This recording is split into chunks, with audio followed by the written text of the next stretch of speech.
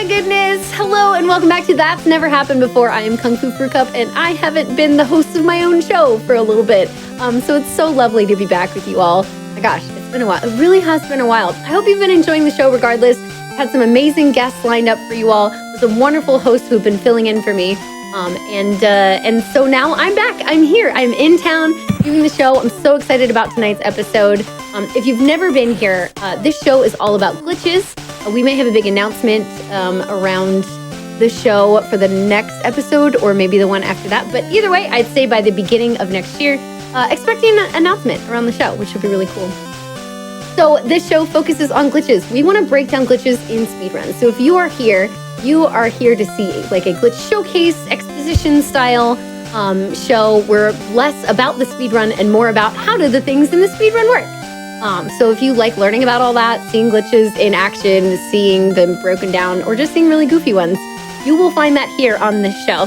So tonight, we are joined by Shenanigans, who is a big Pokemon speedrunner. He's awesome, does a ton of different Pokemon stuff. If you are subbed in the GDQ chat, can we get some GDQ Shens right now? That would be great. But I want to bring Shen on and say hello, and we can get to know him a little bit and then get into the showcase. Hi, Shen. Hello there. How are you doing? How you doing tonight? I'm doing good. I'm excited. This will be a lot of fun. Yes, I agree. I've been wanting to have Pokemon on for a while, so it just happened to work out this evening. Yeah, so definitely. That's really exciting. Yes. So I wanted to ask, because you've been so big on Pokemon for so long, like, what got you not only into Pokemon, which could just be, oh my god, it's my childhood thing, but I want to know what got you into that, and then like why speedrun it? What's kept you going with Pokemon speedruns through the gens? I mean, I've always loved the Pokemon games. I just love the series. So I love the style of the runs too. They're like a lot of thinking, not so much the inputs, but I like those runs that's more about like knowledge and like understanding the games and using that to your advantage and that sort of thing. I think it makes for really interesting speedruns. But that's probably why I've kept speedrunning Pokemon games throughout the years. I got into it because I watched some of the GDQ runs back in like 2012, 2013 for Pokemon, and they seemed really interesting. And I started speedruns with Halo, but moved over to Pokemon pretty quickly after. I did not know that. That's awesome. Yeah, I did Halo 1, 2, and 3 for maybe like 6 months or so, and then was mostly into Pokemon by then. Okay, so how long have you been running Pokemon now? I think I did my first runs in either 2012 or 2013, so probably about 10 years now. Whoa, you're almost at a decade. That's okay. So like a lot of guests you have on are like, yeah, like 2017, 2018, like I started running. I've had a few on that are like 2020, I got into this game. I started doing it like hardcore. It's not that often that you hear 2012 or before. Like I've heard it happen. I've spoken with people who've been around forever, but that's wild. You've really been around forever. Yeah, definitely 2013, but I think I started toward like winter 2012 was when I first started doing speedruns. That's wild. Okay, cool. We had like, so it's really, really old school Halo and now into Pokemon. Have you ever gone back to Halo, by the way, just to try it or see what's going on? Yeah, I've done like a couple Halo things here and there. It's a fun run. It's gotten, I mean, all of speedrunning's gotten just so much more difficult, and all the tricks and things that have been found over the years. It's like almost not recognizable anymore, like the runs and everything. But I love watching Halo runs still. Yeah, I mean, I feel like they're almost just as broken as Pokemon games. Oh, yeah. Yeah. And the communities surrounding them are so big that, of course, you're going to have a ton of people wanting to go into those games and break them open and I don't know, exploit as much as possible. Yeah, exactly. That's what we do as you know? Awesome. Okay, well, getting into Pokemon tonight, you all, we get to see Pokemon Gen 1, so we're going to be going on Blue version. Yep. And breaking down glitches in that with some fun stuff. And then we'll also be checking out BDSP, which will be really, really cool. So I'm excited to see that. And that's the Switch version, right? Yeah, that'll be on Switch. Perfect. So we get to see that coming up after this. So we have 2 Pokemon games to go through tonight on the show. And I'm super pumped. So whenever you feel ready, we can do a countdown. You can like get into the game, and we can see all these like wild glitches. Yeah, sure. I'm pretty much ready whenever then. Alrighty, I'm going to let you take it away, and I am here, as always, as backup. If you all would like, if you have any questions or things in the chat that you'd like to share, feel free to ask, and I will relay info to Shen as we go along. All right. So first thing here on the title screen, this is just something I like to point out here and there. Do you notice our trainer's holding a Pokeball in their hand? Mm-hmm. They will occasionally toss the Pokeball up, and they only do it when 3 specific Pokemon appear on screen. Do you have any guess what those 3 Pokemon would be? Oh, it looks like it was, I think I saw one. Was that? Are they the starters? It is the starters. So whenever one of the starters appear, you'll see the ball get tossed up and it'll catch it. So right here, Vulpix, not going to do it. Aerodactyl, not going to do it. But then eventually we'll get lucky here. Oh, Charmander. Oh, big payoff. Big payoff. Tosses the ball up. Oh, there it is. Right after. That's awesome. Yeah, I did not know that. Whenever you're ready to get started, just do a countdown so we can, the timer's just here to show you how far through the show we are. Yeah. We don't really need the timer. Yeah, you can just start it whenever, Richard. You got this. Okay, all right, and go. Yeah, you'll figure it out. You're already into it. It's fine. All right. Luckily, I get to name the trainer and the rival whatever I'd like. This is definitely not going to be for something specific or anything. This is just pure random. I'm just gonna type some letters in, and it's definitely, not important. And I'm going to do the same for the rival. Let me make sure this one's new. I went through a couple revisions here. It was this. Yes, multiplication symbol, not X. Okay. Notes are intact. Totally random. Yeah, just completely random. Just kind of felt like naming it that series of letters and everything. This is one of the coolest things you can do in Pokemon. It's a 1-frame trick. It's a 60 FPS game. Oh, no. Okay, I got a second try. It's called Swag PC. You can turn your character when you interact with things. So I can, access the PC looking a different direction. It loses time, but it looks really cool. I'll do it here and there. Is it just like you hit like A and a direction at the same time and just hope? A and then a direction away. You can do the same C with the NPC there. You can get them to kind of do a moonwalk. That was very lucky, by the way. Not often do they do that little moonwalk there, but you can do the same thing. It's a 1-frame input, and then they'll sometimes sidestep away and stare at you while they move in the wrong direction. Oh, why am I going to the lab? Too busy doing the joke stuff. Look, you're going to get into this and be so excited about the fact that you can just show off glitches rather than have to skip stuff for speedruns. Yeah, true. You're just going to get lost. It's cool. It happens all the time. Yeah, we actually have a really goofy category as well for this game. It's called Softlock the Game %, which, obviously you would have a run for that. But you can trick the NPC into walking to the grass, and then when Oak takes you the lab, you won't be able to move in the correct pattern because the NPC's in your way, and you'll get, dislodged from where you're supposed to go, and that'll crash the game. Whoa. Yeah. That's awesome. So that's super, super quick. Oh, this is the first official glitch of the run. Everything else is allowed in glitchless. This is me picking Bulbasaur. Okay.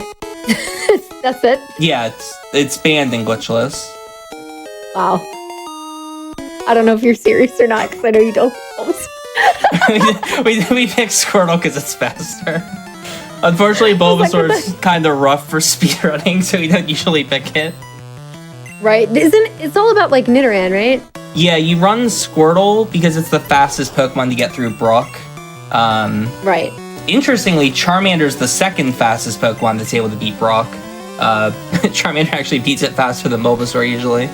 It's just because Bulbasaur gets Vine Whip at level 13. It gets Leech Seed at 7. So it doesn't get a good attacking move until really late.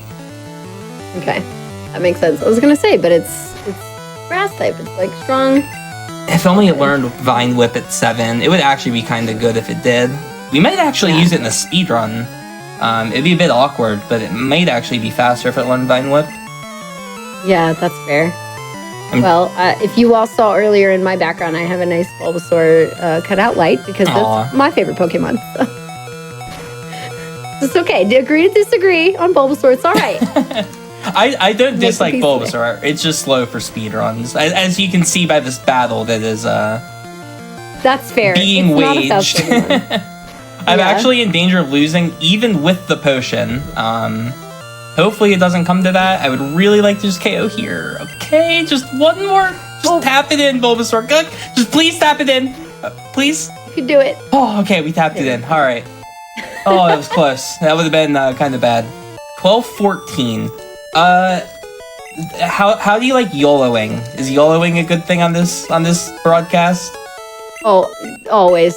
Okay, well, it would be 43%. I have to start all the way over. I probably shouldn't. Okay, I was gonna say anytime you can have a backup save as well is good. Oh, Because I'm fine with you doing this has no tricks multiple backups. times. No backups. This is just you go. Okay. I'll not do that. It's fine. So what is it? So, okay, I'm going to be doing a glitch. I'll explain a little bit more once I get there. But we need to load the values 16 and 36 somewhere in the game's memory. That's the objective that we're trying to do right now. And there's two ways to do it. The first way to do it is by catching a Pidgey. Pidgey's internal value within the game just happens to be 36, just by pure luck. Okay. And then we could get Bulbasaur with a special stat of 16. However, do you know about like DVs and IVs in Pokemon? I know about IVs. Yeah. I don't know much about DVs. So IVs and DVs are the same thing. DVs are just the Gen 1 equivalent. Basically, there's 16 numbers that you assign to each stat, 0 to 15. And based off of that stat, you'll get like a boost to based off the DV, you get a boost to the stat. So let's say I have 0 attack, it would be, I think it's 9. But if I had 15 attack, it would be 12. So you have this big range of stats. And getting 16 on Bulbasaur is not guaranteed because about half of the stats just skip over 16. They go straight from 15 to 17. So because I saw 14 on the level up, I know that it's only about a coin flip for me to hit that 16. So when you're doing runs of this game, you kind of have to judge based off your Bulbasaur. You have to do a safer strat, which there is a 100% consistent way to do it. It's just slower. Or do you want to do the faster strat, which is the risky try and hit the coin flip. So the coin flip is in it would jump up to 16 with a level up? It would go from 15 to 17, and I wouldn't have a Pokemon with 16 special. I would have to do something else or figure something out. Okay, gotcha. Yeah, this is all for a big glitch later. Okay, I was going to say, why do you want 16 and 36? For something. We're going to see why. Yeah. The other way to get it is just with Bulbasaur's power points. So because Tackle has 25 PP, I can use 9 of them. Is it 25 or 30? I forget. I can use a bunch of Tackles to get it down to exactly 16 PP. And then I can use 4 Growls to go from 40 to 36. And by doing that, I would get the 16 and the 36. And it would work. Okay. So those are the two strategies we'll use to set up this glitch. And it's really complicated, but effectively, we're trying to get map coordinates in our either moves or our party data. So we need the map coordinates 1636. So that's that's the whole point of this whole setup. You're gonna force the code to use it? Yeah, we're gonna do something pretty silly with it. Okay. I didn't even write down what I should be buying here. Let's just grab. Actually, I should grab a bit more. Let's get probably a paralyzed heal and maybe a burn heal. Let's just buy one of everything. That looks about right. I wrote down, but I spent a lot of this setting up for VDSP because I'm not as comfortable with those games. I'm pretty comfortable with Gen 1, so I'm gonna try and just wing parts of this, and we'll see how it goes. I have a good structure though. It'll work out, I hope. Gotcha. I mean, you'll be fine. You'll be fine. Again, this is part of what you said you enjoy about Pokemon speedruns is that you have to do a lot of critical thinking, and puzzle solving as you go along. Mm-hmm. So what I was thinking there was I need exactly 6 items later. Not yet, but later. I need exactly 6. And that's another thing that you have to kind of keep in mind when you're doing something like this. It's your item count, what do you have on you. But there'll hit a point where it kind of just all comes together. And it won't matter too much anymore. Okay.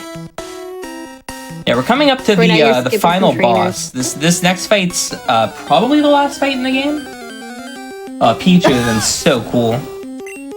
I wanna catch a Pokemon that evolves via a stone at some point during this, because there's something cool I could show off, but it's tough to get Pokemon that evolve with stones in this game. Right. Would an item quantity number also work for the 1636? There was a problem with that. I remember us thinking about it. I think it's you don't have enough money. Okay. And you would need it sooner than you could get the money for it. Yeah, because you can't buy 36 of an item with our starting cash. Or not even 16. Yeah, because antidotes are the cheapest thing. They're 100 each. We'd have to buy 35 because we can pick one up.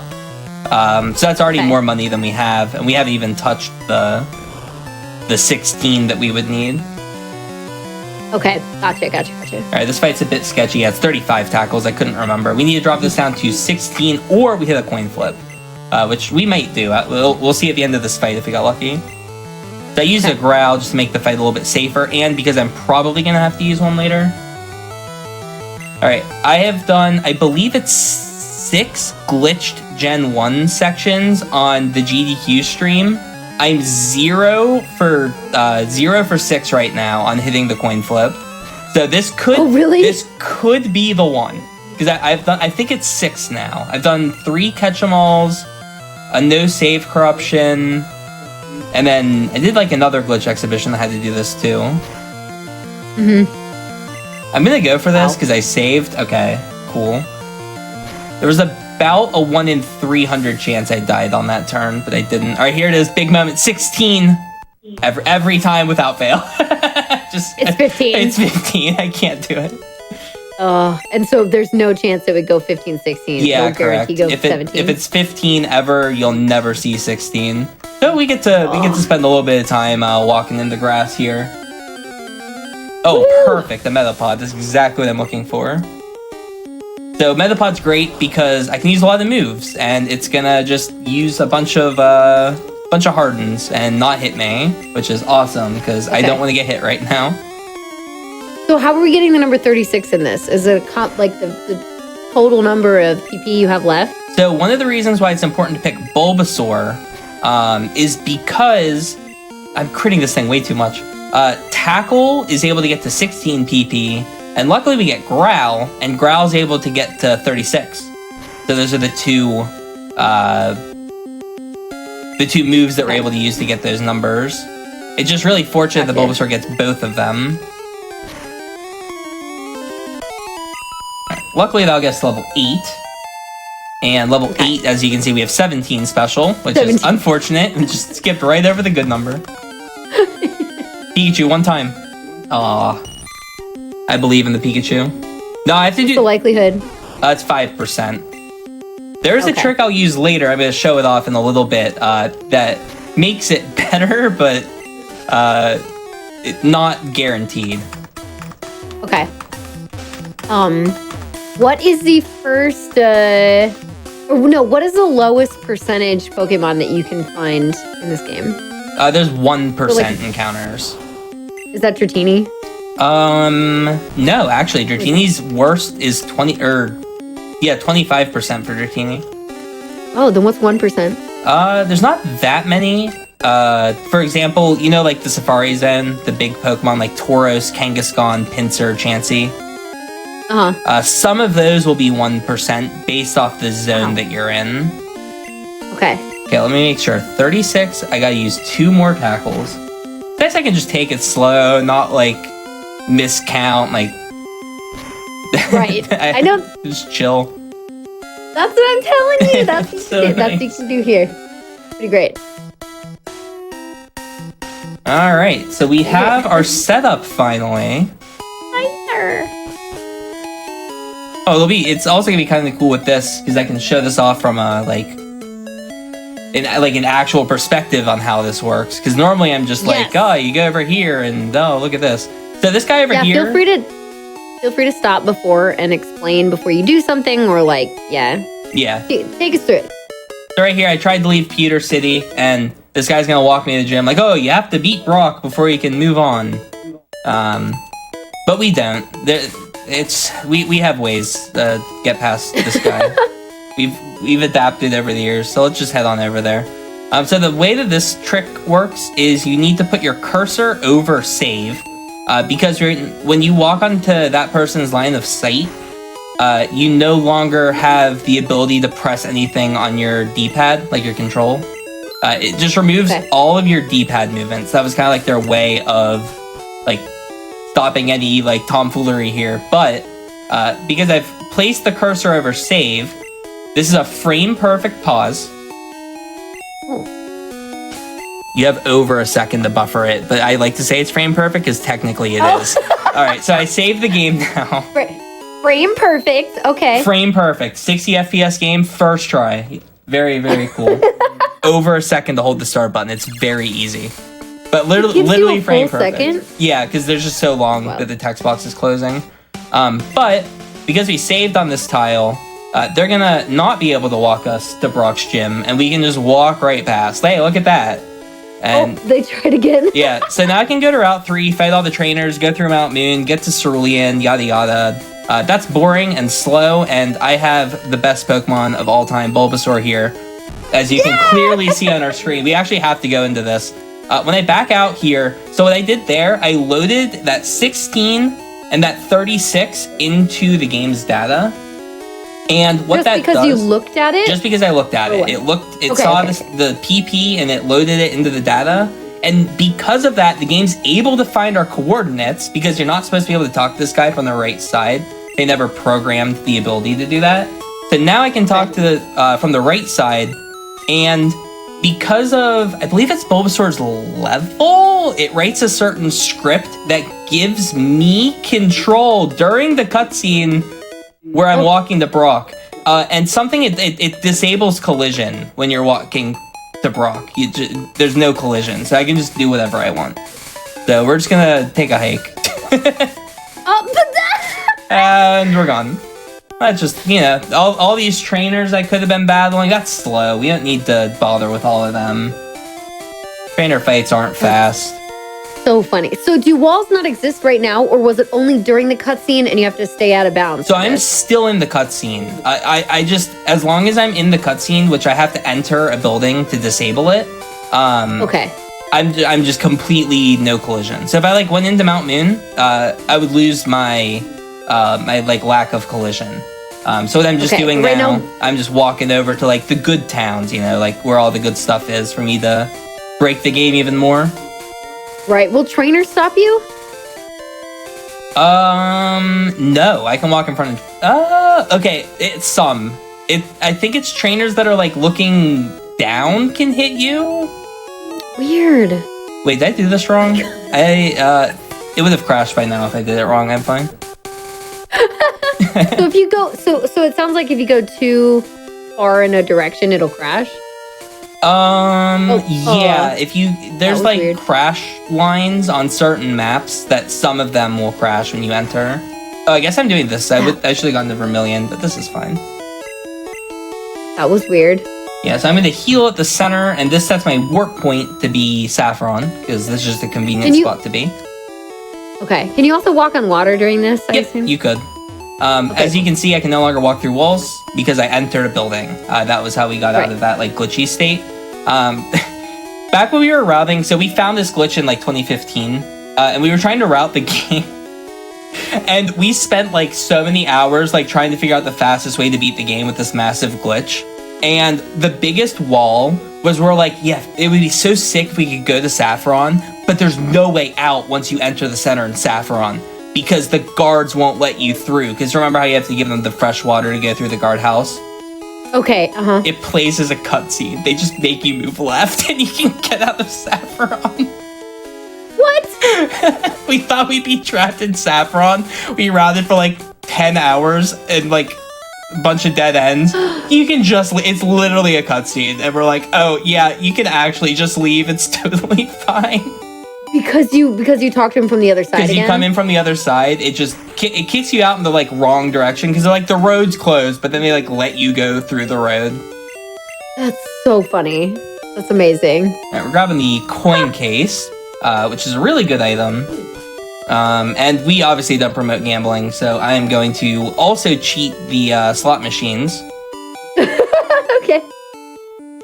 And by We cheat don't the slot promote gambling. machines, I'm going to just cheat talk the to this system. fine gentleman right here for 20 coins. And then someone just spilled their bucket of coins on the ground here for some reason, and that's enough. Moving on. We only need 120. This is why you typically run blue version. This is one of the reasons you run blue version. Abra's cheaper, and Abra's a very good Pokemon for what we're trying to do. So there's our Abra. And let me count items really quick. 1, 2, 3, 4, 5. Wait, what? Do I have 7? Oh, I have 7. I don't need this then. Anyway. Oh, right, because you needed 6. Yeah, I need exactly 6. Well, exactly 6 is optimal. I can just use teleport here. And we're back in Saffron. Wow. And now what I'm going to do is we're going to put away the Bulbasaur. Did a great job for us there, but we don't need you for now. Goodbye, Bulbasaur. Miss you. Always the saddest part of the run is hearing the sad Bulbasaur cry. So you put them into the PC. Oh, somebody asked in chat, can you not get the Eevee for the Stone evolution? Can you mod them? That's so smart. I didn't think about that at all. That's really smart. Yeah. Okay, sick. Anyway, this is another glitch. This is called Trainer Fly. I feel like most people will know this one. The way that this glitch works is trainers, whenever they're loaded on screen for the the first time, they're looking down for 1 frame. So they're always looking down when they're unloaded, and then once they're loaded, they'll look in the direction that they're supposed to look. But remember how I did that frame perfect pause earlier? I'm gonna do it again. Again, it's like literally a whole second that you have to hit the start button. But I just walk into this guy's line of sight. He's looking down. The menu pops up the frame they turn to the right. And now I can teleport away from this trainer and they'll see me, but I'm teleporting. So the game thinks I'm in a battle with this trainer. I can't pause. Can no longer pause the game. I can still like enter buildings and whatnot. But the game kind of thinks I'm in this like battle state. It's like it thinks it's starting a battle. And right now, whenever I go back to that route, it will start a battle. But what I'm going to do now is I'm going to overwrite the data of what battle is going to play when I get there with something else. And for those of you familiar with Gen 1, you'll know that the special stat of the last Pokemon you battled is what that battle is going to be overwritten with. So I'm going to fight this Machop that has 34 special. That is its special stat. And 34 just happens to be a very convenient number for what we're trying to do. I also have to remember to pause the game while I'm walking over here. If I don't, I will actually crash the game. And we're going to get an encounter with everyone's favorite Gen 1 Pokemon, Missing Now. Missing Now! Oh my gosh! And that's awesome! Yeah, if you don't know what Missing Now does, it takes the item in slot 6 of your bag and adds 128. So I had 1 escape rope, I now have 129. And our goal is going to be to have exactly 255. So we're going to do some quick math here. 255 minus 128 is 127. So let's toss 2 of them. Okay. This all has an end goal in mind, trust me. There's an ending to all of this. Okay. And we're just going to do this whole thing again. We're going to grab another Missing Now and head back and whatnot and get more items. And once we get 255... A lot of item management and just it's a lot of menuing for some of these glitches to work. Yeah, that's like a big thing with Gen 1 Pokemon. Like, because we have so much control over like the memory of the game, it ends up being a lot of just like planning out like, oh, I need these items here, I need like this stat here, I need to do this fight here, and that sort of thing. You have to make sure that you that you're in the right spot when like trainers appear or you get on, another side of somebody. Okay. So we're doing this whole thing again that you just did so that we can encounter the missing no again? Yep, I need one more set of items to hit exactly 255 escape ropes. Okay. And once again, I need to pause or I will crash the game. I should probably save like somewhat frequently. That would be a really smart idea. You can in this game. I'll save a little bit more than I normally do. Okay. I was like, you can. You have the time. It's okay. I couldn't save there because I was already in the middle of the trainer fly. You run, and now we have exactly 255 escape ropes, as you can see. Okay. So there's our 255 ropes. Okay. And the next thing I'm going to do is it's called item underflow, and this is a very, very actually I want more items. Now that I think about it, more items would be really smart. Okay, I'm gonna actually go. This is more on the fly stuff. I'm gonna just go buy a bunch of items. Okay. Once I start the item underflow glitch, it kind of locks in how many items I have access to, and I might need more than 6 items later. So it'd just be convenient for me to buy a bunch. So it's not locking which items you have. It's just how many you can have. Yeah, that's a good way of putting it. Okay. Let's do... But you needed exactly 6 earlier. Yeah, 6 was to set it up. I could have had more than 6, but it would make this next part coming up a little bit more annoying. But now I'm realizing that I should do the more annoying thing. Because I'm going to toss until I have 0 items. But I need to buy up to 20 items first. So I'm going to have to toss 20 items, which is just going to take a little bit. All right, so what I'm going to do here, you see these escape ropes and how I have 255 of them? I'm going to sell this burn heal, and now I have 510 escape ropes. And that's called profit. All right, so now we're just going to grab a bunch of items. You can get a bunch of them. Yeah, so... Oh my gosh. The value 255 corresponds to the cancel button. And whenever whenever an item above the cancel button gets like deleted, the game's programmed to move up the cancel button. So because we had an item with the same value, it just basically copies the cancel button. Okay. Which is, very good for us because we're gonna get to do something very broken with it here in a second. Once I'm done, spending my newfound wealth on all of these items. The what? I'm just spending all the money I just worked super hard for to just buy everything. It's fine. This is what it's for. Oh, if I bought 93 Pokédolls, I could do something really cool. You can. You know what? Yeah, I definitely can. This is what this show is for. Let's just go ahead. Is it 93 or 94? I think it's 93. Here, just take my ropes and, yeah. You just have multiple of them? They don't go away. Yeah, because every time I delete one of them, it moves up the cancel button, which is our escape ropes. So that's right. It just gives me another full stack of them every time. So funny. Yeah, it's very silly. Yes. Oh, I can't carry any more. You needed? What was that? Which one are you getting 93 of again? It was Pokédolls. Yeah. Oh, you did get... Okay. I'm gonna use these later. I probably should have bought more repels too, but we'll cross that road when we get there.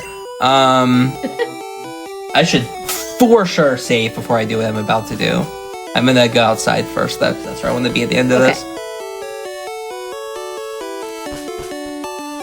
And let's just walk on over to a safe tile. I know I can use this one over here. This will work. Yep, get that save in.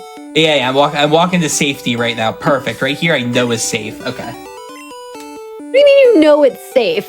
I'm gonna be messing with the map tiles later, and this tile. I know this tile works.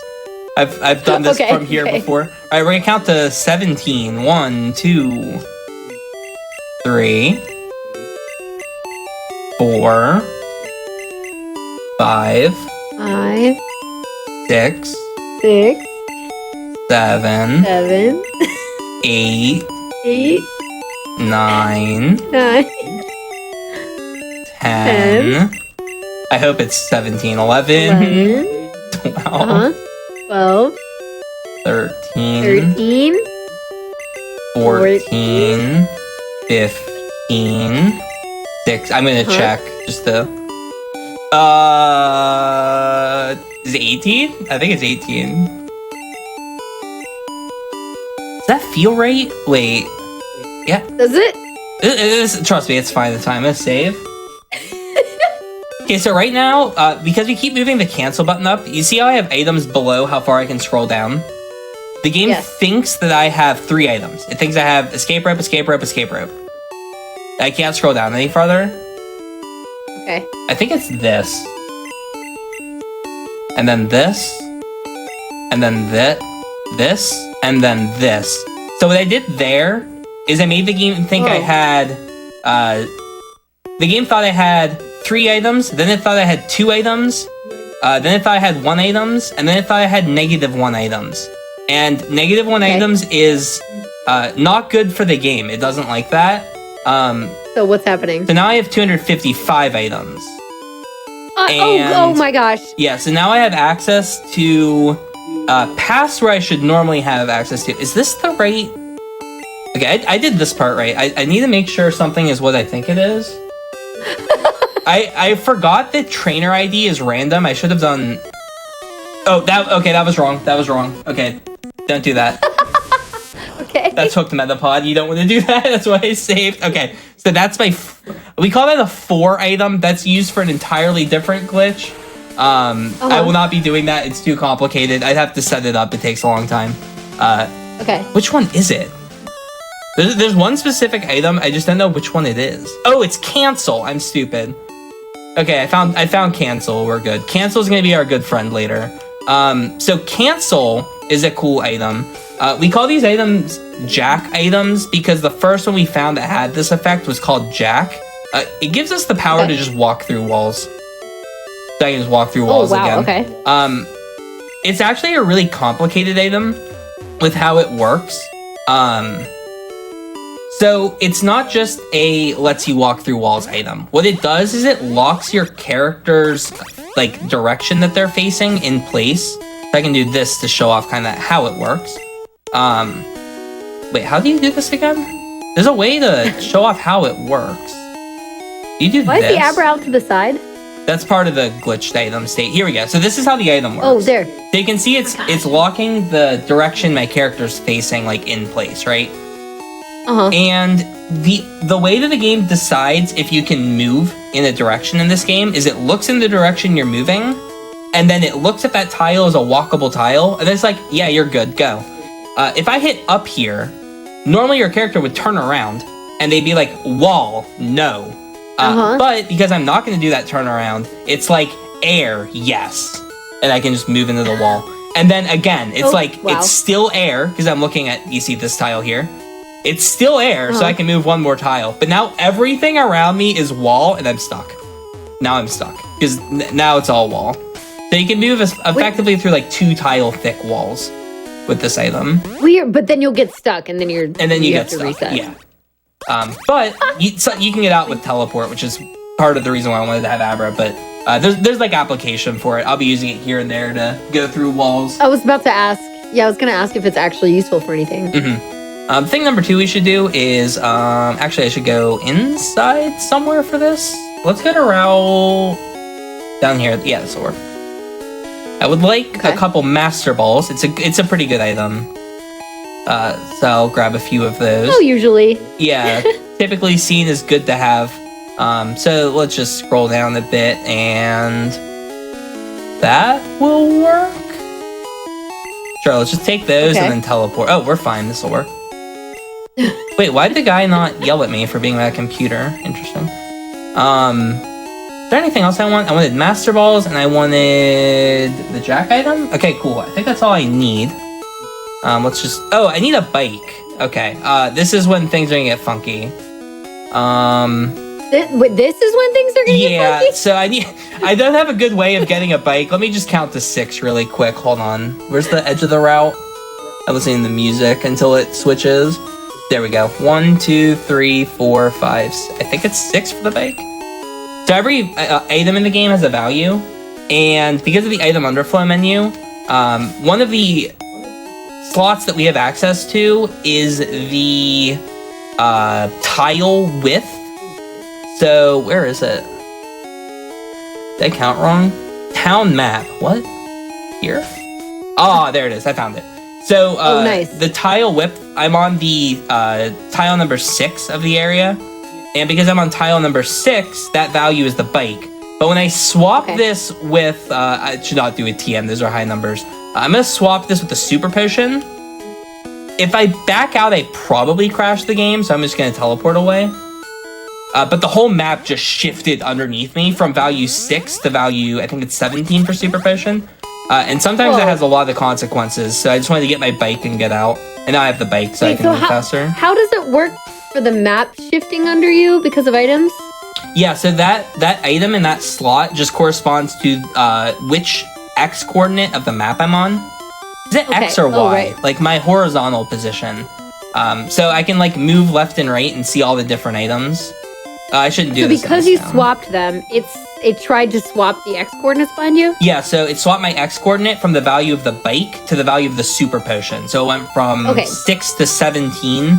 And sometimes that causes a lot of issues, especially with the bigger numbers. Right. Could it actually warp you over? Yeah, you could actually warp around with it.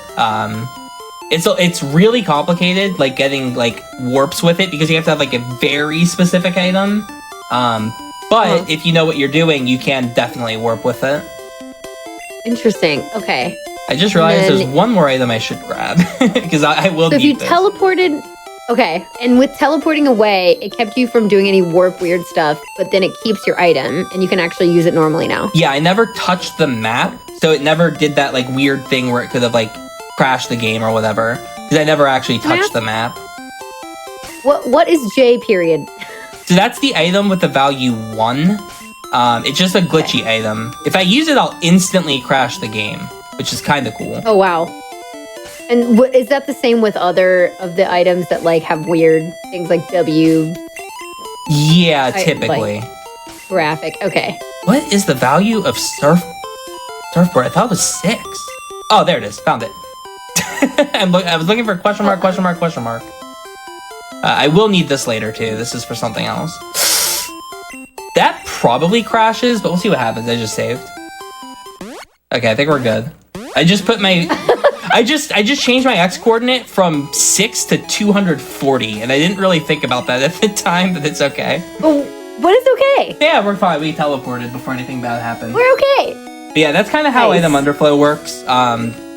All these items down here have different values. So like I can kind of go through here. So this one right here is my money.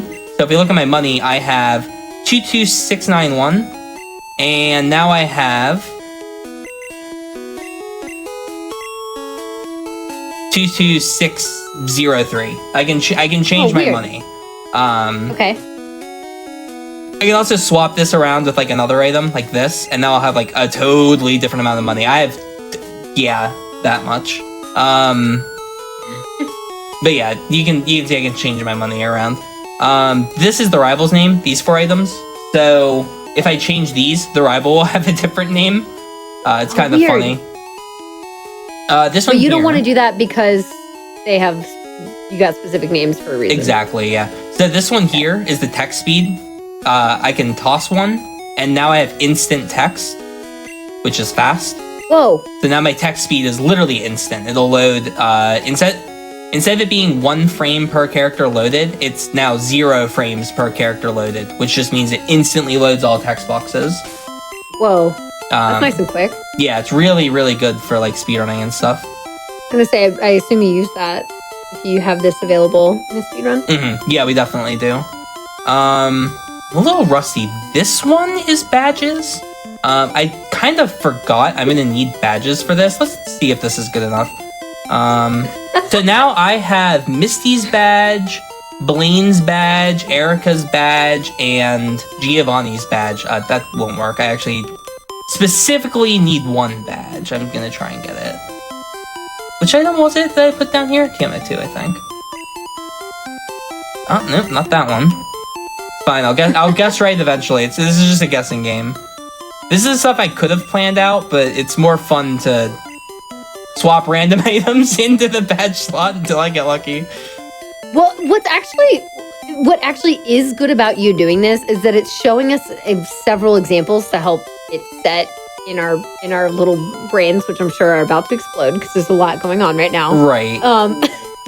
About like, okay, moving this around is changing the values. Like it's changing the values in the game because you're going past, the inventory that you actually have. So every time you swap it with something else, it's going to change a different value. And so I'm guessing you were within a specific range of that like underflow menu that's only about badges, right? Yeah, so that specific one slot just determines which badges you have. And whatever item you put in, whatever the value of that item is your badge. I think the way it works is like it's binary, and like each badge is like one of the 8, whatever you call it, digits of the like binary number. And I was looking for Surge's badge, yeah, so I can use Fly later. So now later on, I'm gonna get a Pokemon that can learn Fly and just make getting around the map a lot easier. Speaking of getting around the map, guess what one of the underflow slots is? I bet you'll never guess. What? Whatever map we're currently on. Oh, there's a click item here. Oh boy, that item right there is annoying. They're called click items. They're just annoying. You have to like click the B button to get past them. So this spot right here determines what overworld map we last like entered from like a door, and we can change it. Okay. And let's say I want. Where do I want to go? I want to go here. I hope it's 8. I don't remember if it's 7 or 8. Now we're somewhere else. Technically, this is where I wanted to go. However, I went from a bad index, so that's not gonna work. So let's try again. So the center has an index warp value of 6. And there's no index 6 on Cinnabar Island. So they're gonna get angry at us. Let's just try going from here. This should work a little bit better. Cinnabar, oh boy. Okay, much better. That's Cinnabar Island. All right. Yeah, we made it. Of course. I feel like this has been a fairly normal, regular journey to Cinnabar. Yeah, so definitely. Far, this feels normal to me, at least. I pretty much show this off every time I do a glitch exhibition, but if you haven't seen it before, this is something you need in your life. Trust me, this is gonna be a treat. I'm gonna just not say anything. I think it's funnier that way, and just experience this. Oh, okay. Hi. How many do you think I should get? 3 good? Do you want 4 maybe? 4's good. 4? Okay, we'll go with 4. Okay, so I'm on the wrong tile. So that slot of the item underflow bag deals with what text box the NPCs are going to tell you. And normally, right now, it should be loaded on the Cinnabar set of text boxes, but I used 93 Pokédolls to change it to this specifically the EV room. So it was giving me the text boxes that would normally be in the EV room. So there's like an NPC there who will tell you something. There will be obviously the EV Pokeball, and I can just grab as many EVs as I want. Or I could crash the game by talking to something else. But it basically just overwrote this map with all the EV room, and I can switch it back and move on. Nice. So you can just grab some EVs. So this is and now we can use the stones for the EVs and do something else, right? Yeah, so that's how I was planning on getting my stone Pokemon for later. Perfect. All done. Yeah. I got 4 of them as well, which is great. Perfect. Hopefully I'll get... Okay, wait. Do I have anything that can... Oh, yes, I have EVs, right. I was about to say, hopefully I have a high-level Pokemon here, because I'm going to try to make my way over somewhere. What do they start at for EVs? 25 in this game. Okay. Oh, I love the Grimer sprite. So happy. Oh, he's so derpy. So derpy. That's wonderful. Gen 1 Grimer is excellent. So Alright, so this Pokeball is a max potion, right? Okay. Wrong. Totally. You were wrong. No? It's not. I don't know. It is a max potion, but not for long. We're gonna change it. What are we changing it to? Hold on, I have the numbers here somewhere.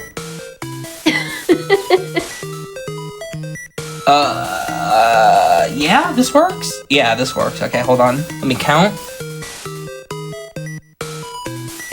Wait, where am I right now? 1, 2... This... Okay, I have my bearings. Is it this? And... 22? Oh gosh, when was the last time you saved? Very recently. Okay, we did it. So this Pokeball is no longer a max potion. The same trick I did with the Eevees, I changed the text boxes of the map I'm on to being the fighting dojo. And because now this ball is a trainer text box, it's going to start me a battle with a trainer. But it's going to use the value of the thing I was talking to, which is not a trainer, it's a Pokeball. And the Pokemon that shares a value with Max Potion is Cubone. So I get a wild Cubone. It's just a wild Cubone? Level 0 wild Cubone. Level 0? Level 0. We have a Master Ball, so we'll probably catch it. Yeah. I've always heard people talk about there's a myth that Master Balls can fail. That is actually not true. Master Balls cannot fail in Gen 1. Right. Because everyone thinks about the Gen 1 glitch and they're like, oh, it's a 1 in 256, but it actually cannot fail. No. I'm gonna take a quick glance at the timer. Let's see how we're doing. Alright, we're doing pretty good. Yeah, we're doing good. Plus, somebody in chat saying they're astounded by the amount of manipulation speedrunners have found and can do to a game, which is super true. But you can see, Jen, even with with the amount of things that you can do and need to do in this game for certain runs and categories, having a guide can be useful no matter how experienced you are, because you never know when something new is going to be found, and it's going to be just as complicated because you're literally forcing code to write in a game. It happens all the time with these older games. Yeah. What? I in my head, I'm like, I need a Pokemon that can learn Fly, and I know there's Spearow and Doduo here, so I just wanted to get something. What did you just do, though? How did you do that? So that was what I explained earlier. Remember the Jack item that lets you walk through walls that are 1 tile thick? Oh, right. Okay. I just used Jack, and I don't have cut, so I have no way to get to this grass. So I had to do that to get to the grass here. Oh my gosh. Oh my gosh. Yeah, so now I have a how do I get a Fly HM? Let me think. Oh, actually, I have an idea. Oh, I need to show that off too. Okay, there's something else I need to remember as well. We'll get to that very soon. As soon as I get Fly, we'll do that. I also forgot, 4 Eevees, not correct. I should have gotten 3, because the Spearow went to the PC. In the PC, so you have to swap it out. Yeah, so I have to swap it out. Actually, we're in Goldenrod. This is a good time to show this off. Something with the PC? Yeah. So, no, perfect. You remember how I did the item underflow? Yes. We're going to do it again. In one moment. Cubone. I can never withdraw that Cubone. I need to remember that. Level 0 is scary when it's in the PC. When it's in the PC? Yeah. Okay. Oh, wait. I need So you can put it away, but you can't get it back out? Yeah. It's only some level 0s as well. It's probably fine, but I'm just going to not interact with it. Hopefully I still have a 255 item. Okay, I didn't use 2 ropes. That was really smart. Let me, one second. We're going to play this a little bit safe and awkward. So I want a couple more stacks of escape ropes just in case. Getting to 255 again is kind of annoying. So let's just grab a couple stacks of ropes. Perfect. And now I have enough for the run, probably. So I'll use these, and I'll use the other ones as my cancel button. Okay. Alright, so now we're going to do PC underflow. It works the exact same, except instead of having to count to 20, because I had 20 items in my inventory, we're only going to have to count to 3. Which I failed at twice in speedruns, which is very funny. Alright, so this is... Do I do toss? Okay. Yeah, it's toss. So, right now, the game thinks that there's 3 items in the PC, so I can scroll down to the cancel button. And then when I delete this, it moves the cancel button up. So it thinks I have 3 items. Similar, right? What was that? Now this is similar to what you did earlier. Yeah. So right here, see how I'm hovering over escape rope? It would normally tell me how many do I want to toss when I hit A. This is literally a cancel button. I'll hit the A button, it acts the same as a cancel button. Because the cancel button is what's getting moved up. But, wait, did I do that wrong? No, I didn't. I do a weird swap here. So right now the game thinks I have one item in the PC. It thinks this is escape ropes, this is cancel.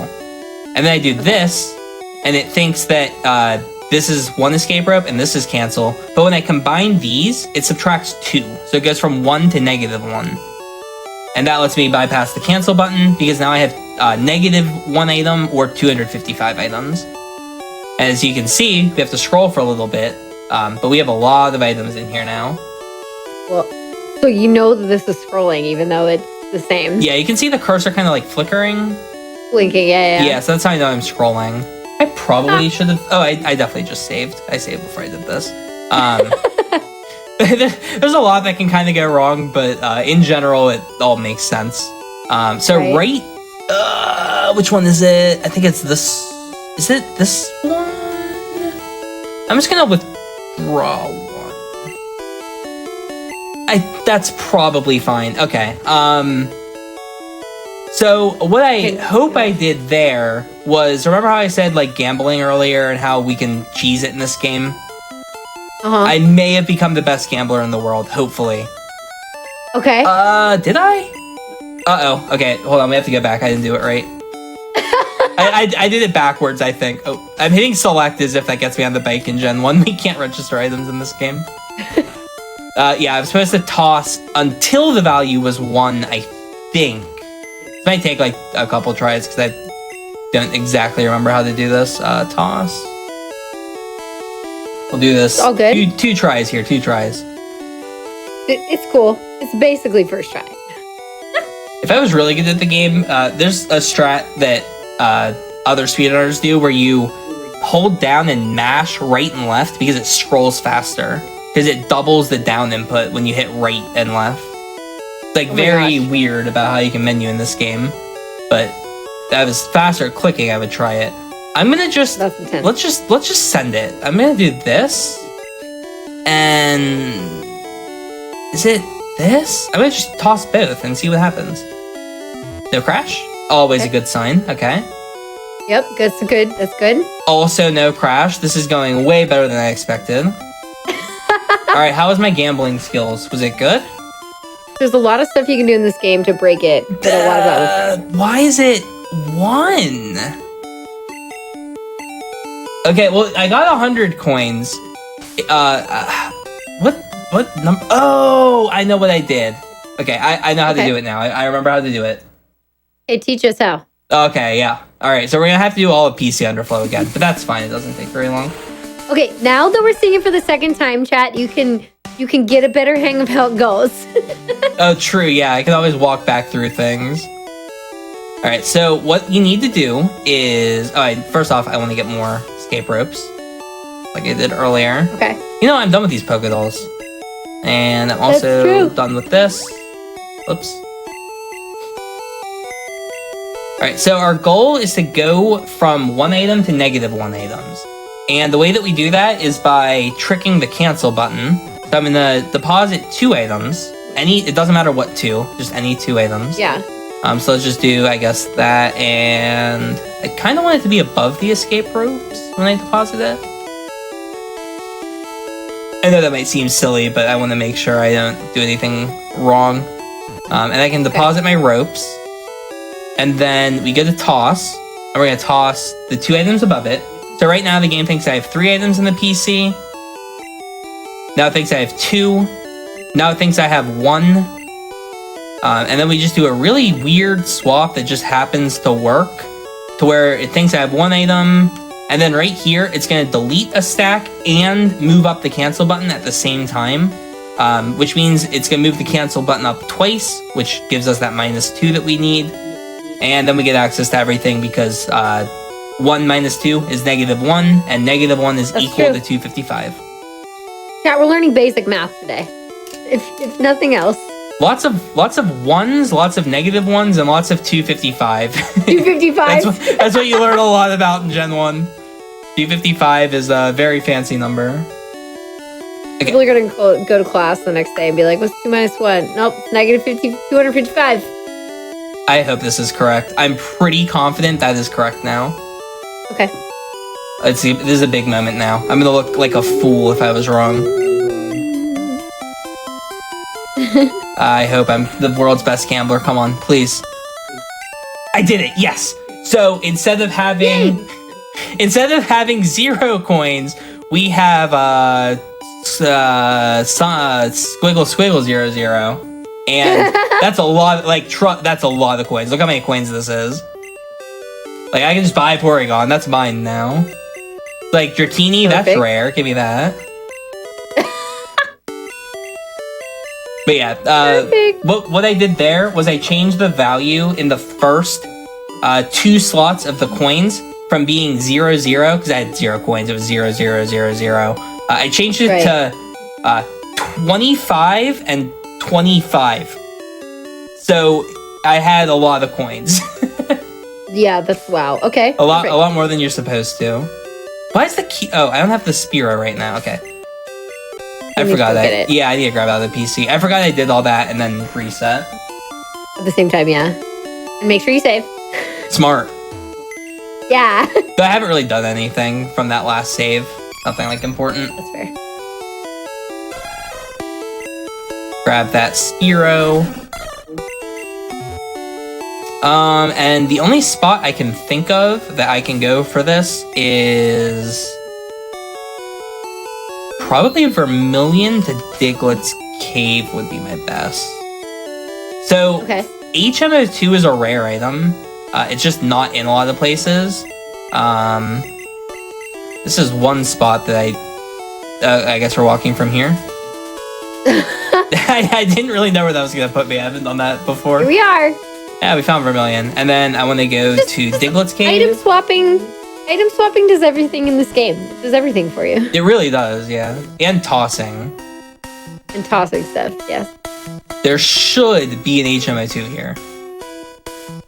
I saw it. Where was it? There. HMO2. There. Beautiful. And because I happened to give myself Search's badge earlier, we can just fly now. With no issues. Let me scroll back up. There's no lag here. Oh, there's a bike. Let's go. No, I'm going to a different spot. Yeah, I don't need Surf, because I have something else for that. And it's because you walked into this tile in this section, it gives you different items? Yeah, so we call it roaming items. Based off what map you're on, you get different items in your, like, roaming slot. And Diglett's Cave just happens to have an HMO2 in that, like, data. Okay, so not all of them change, but some of them do? Correct, yeah. It depends on, like, what map you're on. Like, different maps will have different ones. Weird. Alright, this might bring back some memories for some people, what I'm doing now. Okay. So I'm going to talk to this gentleman and mention that I am not in a hurry, and we're going to learn how to catch Pokemon. Now, do you remember earlier how I named myself Args? Uh-huh. That was for a reason. And the reason is when I talk to this old man, I'll show the cutscene again because it'll make sense. Notice the character's name when it pops up right here says old man. Oh, I thought it popped up somewhere in this cutscene. Oh, there it is. Old man used Pokeball. That is your name during this cutscene. It replaces your name with old man. Okay. But the game needs to remember what your name is. And it needs to load it somewhere in memory. And they just put your name over the encounter table. For whatever reason, your name just gets placed onto the encounter table. So normally there's 10 slots of Pokemon. And they'll have like a level and like what the Pokemon is. Our name just overwrote the first half of that encounter table. And normally what happens is as soon as you enter anywhere that you can generate Pokemon, it would update that encounter table to be the like current map's encounter table. So if I go to Route 1, it'll be a bunch of Pidgeys and Rattatas. If I go to the Safari Zone, it'll be like Nidoran, Tauros, Execute, all those Pokemon. But there's a spot in the game where you can get encounters but it doesn't update your encounter table. And that is this coast of Cinnabar right here. First off, I'm going to hop on my trusty surfboard. Oh, it's like a little seal. They're so cute. Oh, actually, what's in slot 6? That actually kind of matters.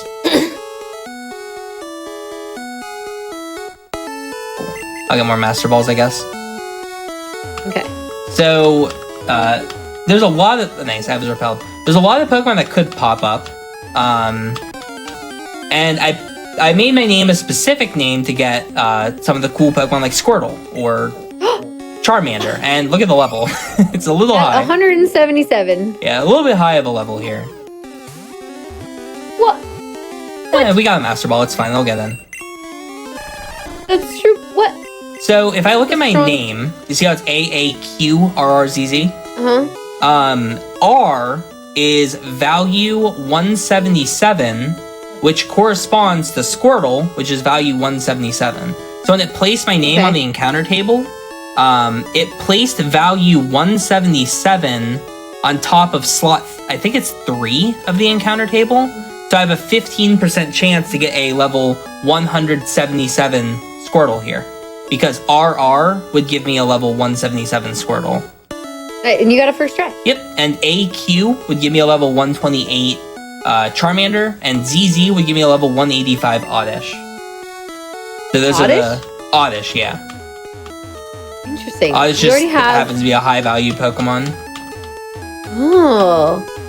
The other thing to talk about with this is...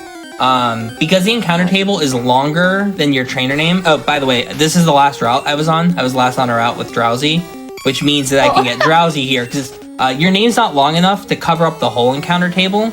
So you'll get a couple Pokemon from the previous route that you were on. Only the rare slots. I can only get rare Pokemon from there.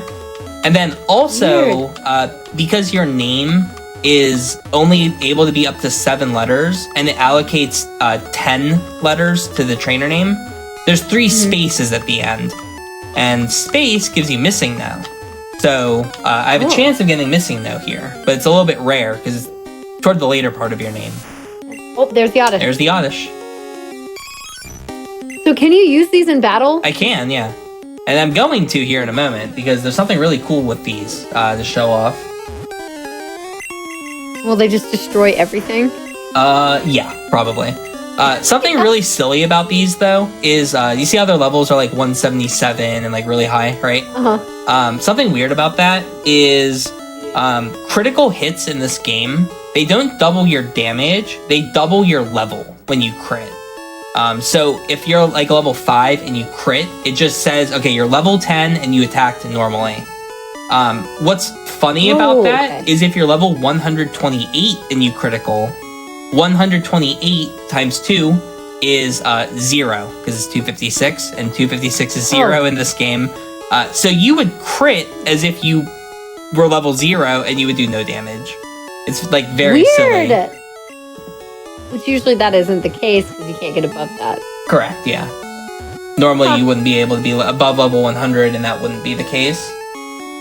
So funny. Okay. Let me look up. I had a table of values somewhere. Let me grab this really quick. You can see how I actually closed my value table somewhere.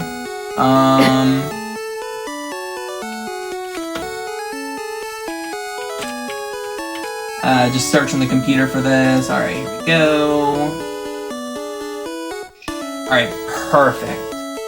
What's the easiest one to do here? That one is... you know what? Let's send it, because it's hype.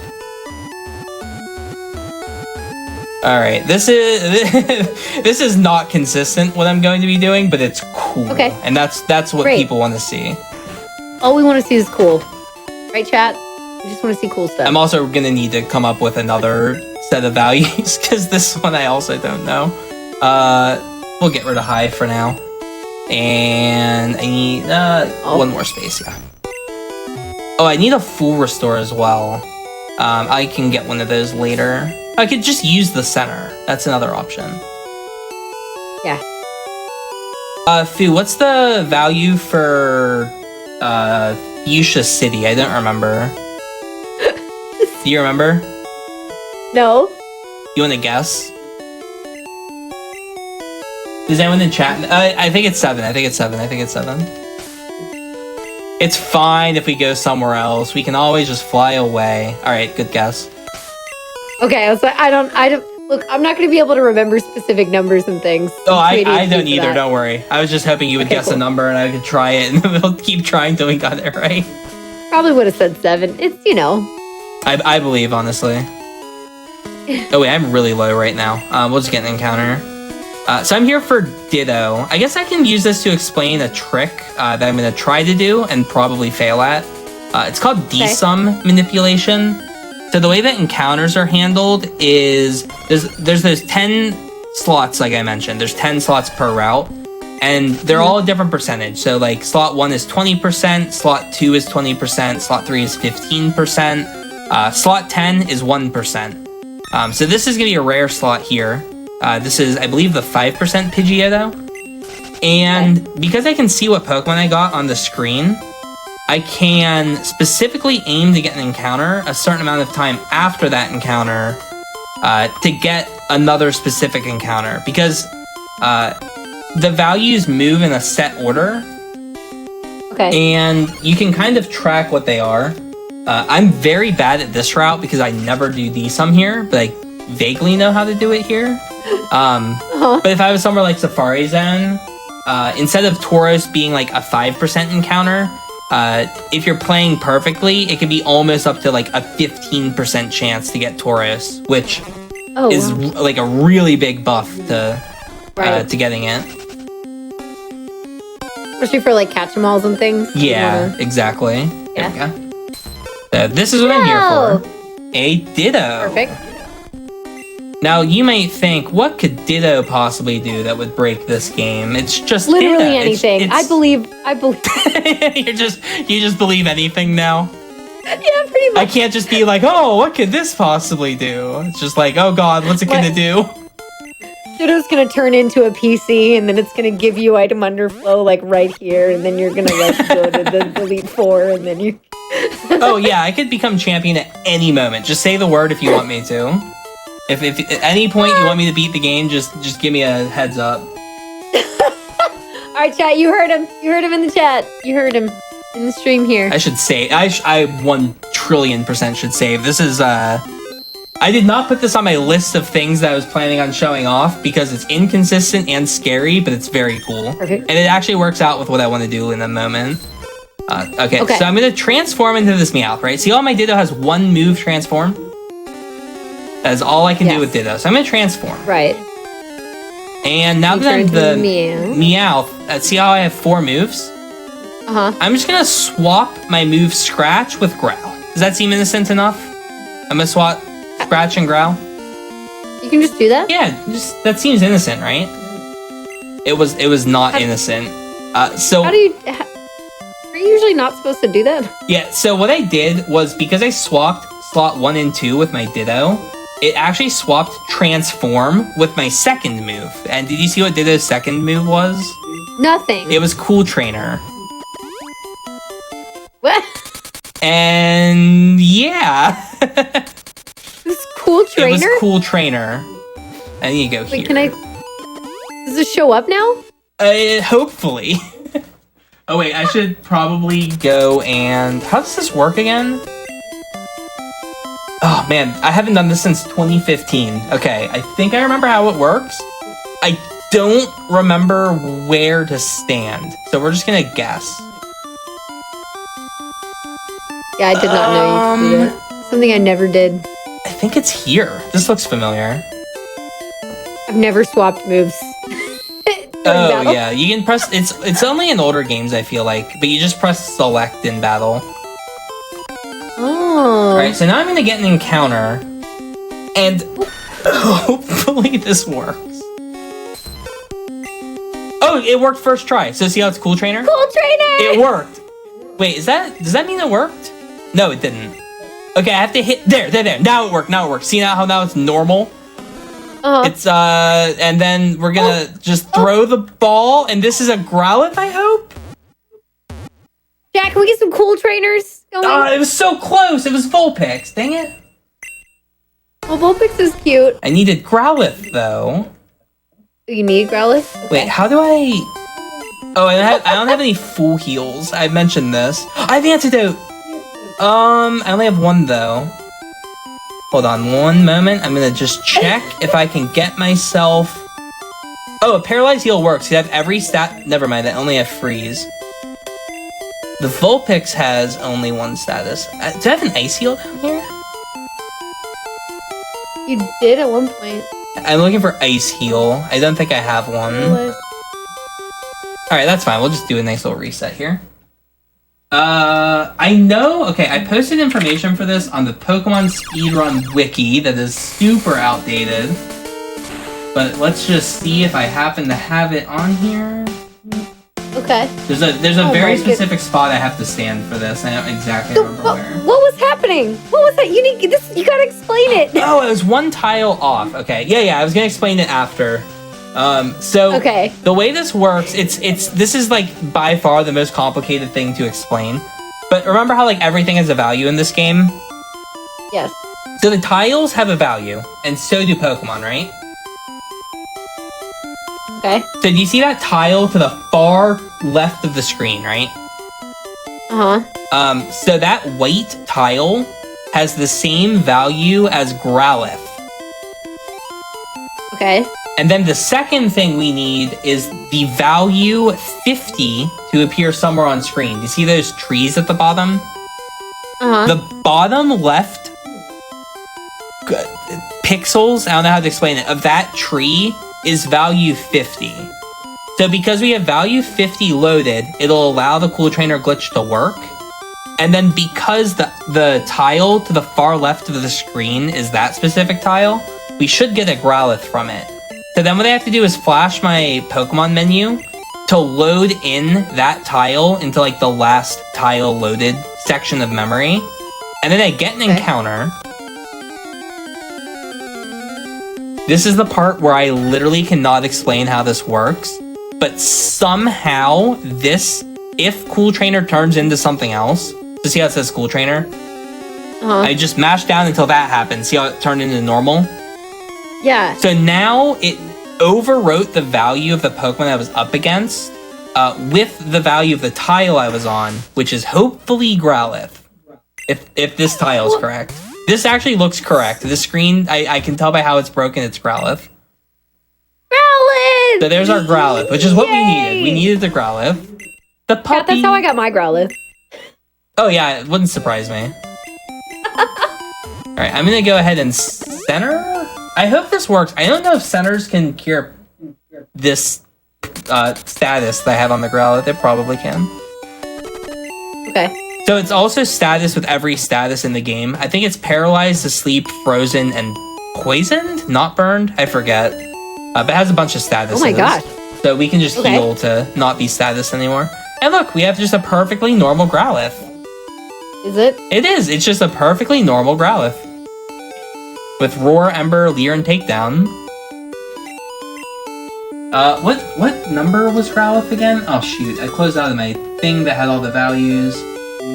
Growlithe is anybody else perfect. Not believe Jen right now about it being normal. Yeah, it looks not normal at first, but when you heal, it actually like fixes the weird problems that it has. Okay. All right, let me go through my my little spreadsheet here. Oh yeah, there's one other thing I want to do. Let's do that first. This one's more fun.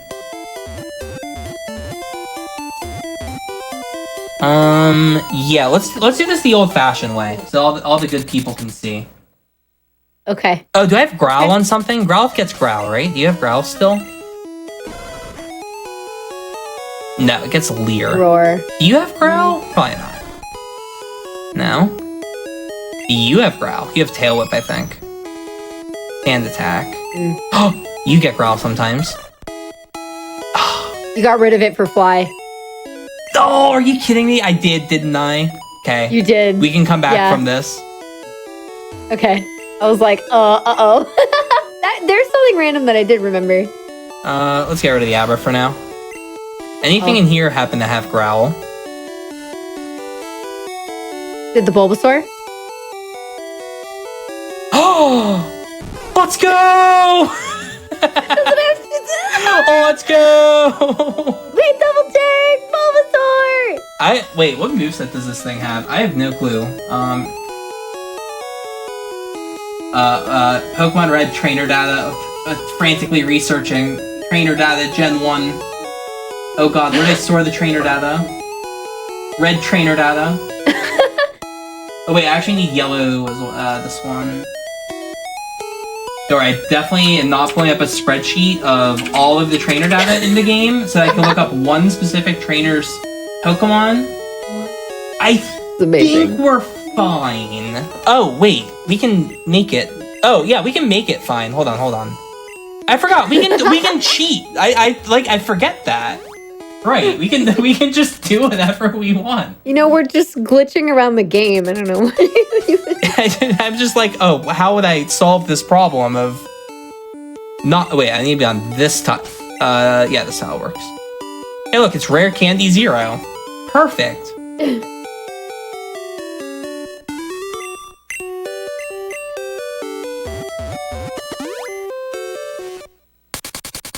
Rare Candy 0 is exactly what we need.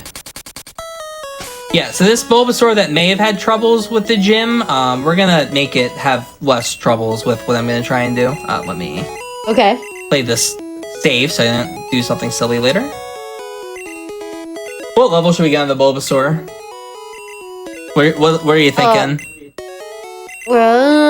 Level, I was gonna say a meme number, but we are on JDQ. That would take a long time as well. Okay, then level 23. 23. Should it stay Bulbasaur or should I let it evolve?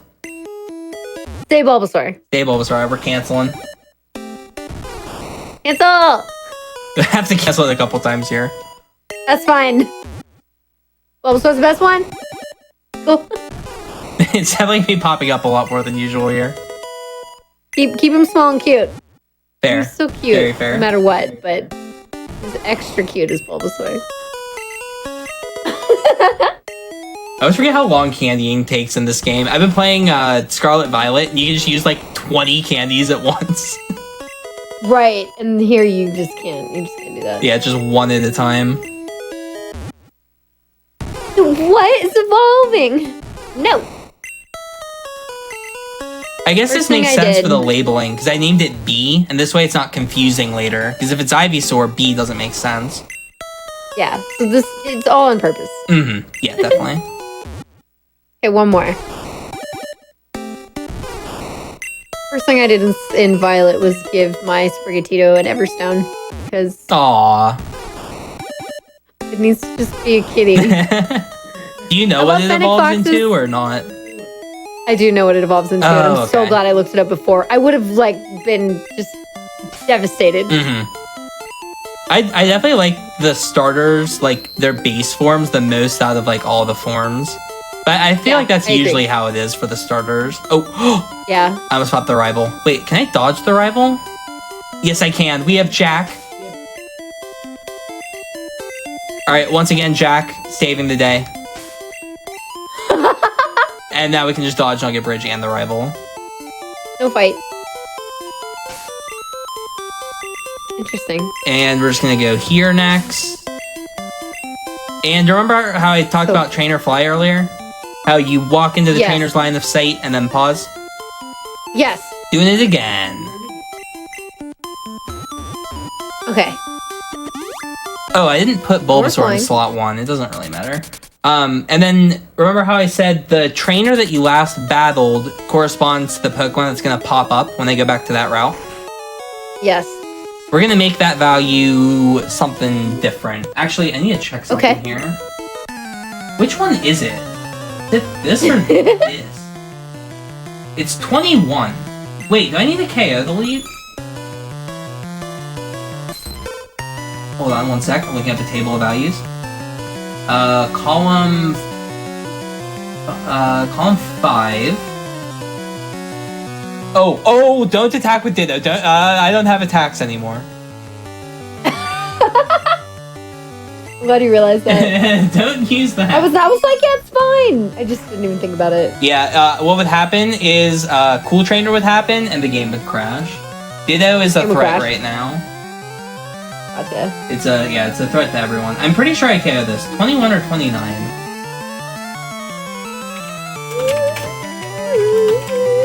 I'm looking up an index value table of all of the Pokemon in Gen 1, and I believe I am correct. Okay, it is KO the lead.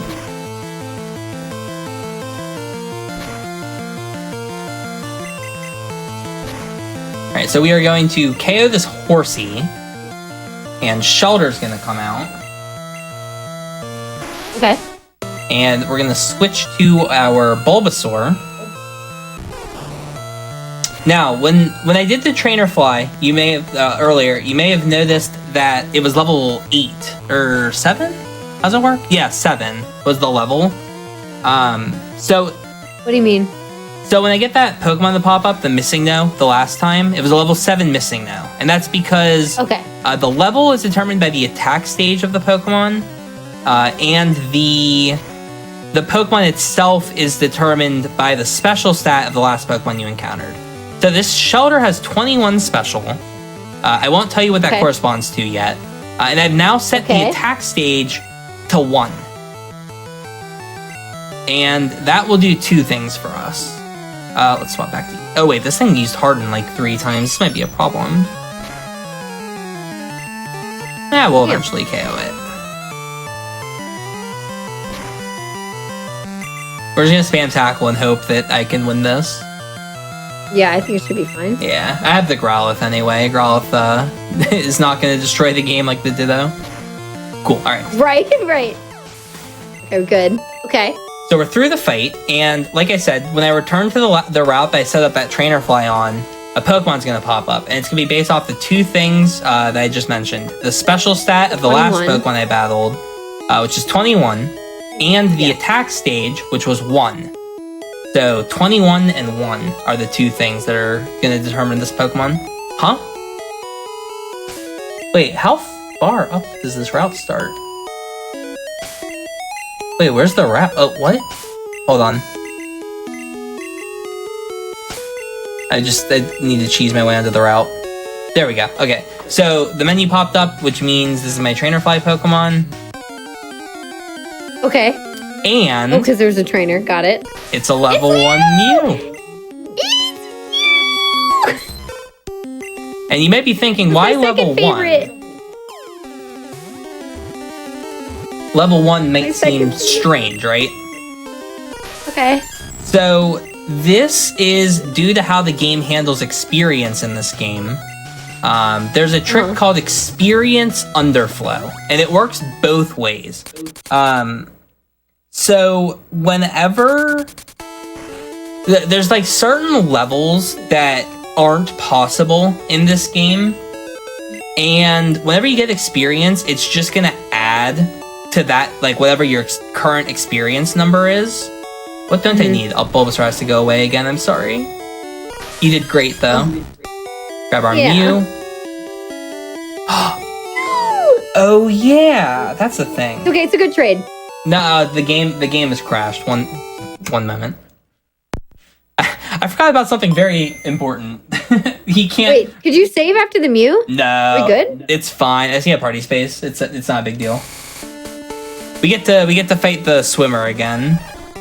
Could you not get the Mew out from a No, PC? it was level 1. Remember how I said earlier level 1s and it doesn't agree with the PC sometimes?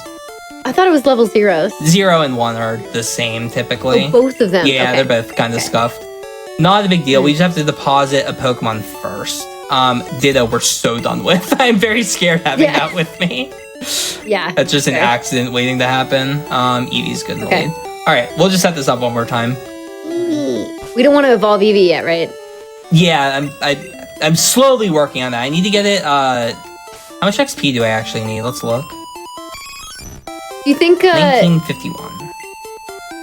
Do you wanna like take a quick water break? Oh yeah, that's totally fine. I can just set this up too if we want while we're breaking. That way they don't have to watch the same thing twice. Oh, either way, that sounds good. So we will take a quick water break. We are almost an hour and a half into the show, which is it's so fun. This is great. I love watching this stuff. Just so you all know, just a quick heads up before we go, and everybody get up, get some water, stretch, do all this stuff, or start watching GDQ on the YouTube channel really quick on the side so you can have some videos up for later. GDQ 2023 online prize submissions are open from now until December 30th. You can go to gamesdonequick.com for more info. And appreciate you all being here so far. We have some more announcements we can talk about at the end of the show, but you all are great. And we'll be back in just a minute with more Pokemon, with a lovely little Mew, and then we'll also have another game to show off.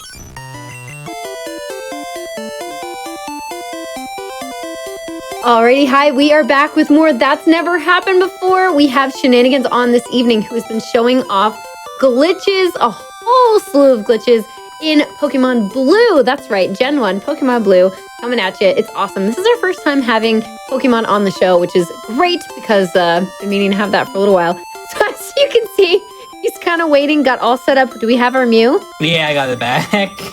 All right, we got the Mew back, and we are ready to continue on. So take it away, Shen. This is all you. Yeah, sure. First off, I'm going to show something off that isn't necessarily a glitch, but it's kind of funny, and I'm here. So this hotel is based off of Pokemon Center, you can tell from the design, right? Mm-hmm. But this isn't Nurse Joy, obviously. But for whatever reason, they left the PC here. It's very... Oh, what? Yeah, it's here. They just took out the sprite and forgot to deload the actual... Yeah, and of course, you can swag the invisible PC. So, please applause.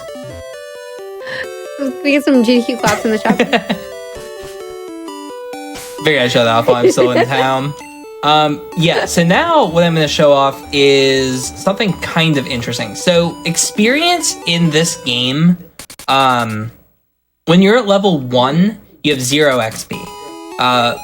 And then based on your XP curve, at level 2, you'll have like 15 experience, right? And so on and so forth. And it gets higher and higher the higher your level is, right? And then the game just tracks your total XP and then applies that to your level. So with this Squirtle, it's level 177, right? Sure. I'm gonna just quickly beat up a wild Pokemon here. And it's gonna add, what is this, right? It's level 5. It's gonna add like 30 to my experience, right? Because that's how experience works. It just adds 30 to your experience. But then it's gonna apply that and figure out what my level is supposed to be. And it's supposed to be level 100. Because that's the highest it's not level. Supposed to go above that. Yeah, because you're not supposed to go above level 100. I'll let Squirtle evolve because it might actually help me out here in a bit. That's fair. Wartortle's cool. Yeah. So it's like, oh man, that's unfortunate. I would have, darn, I lost my high level.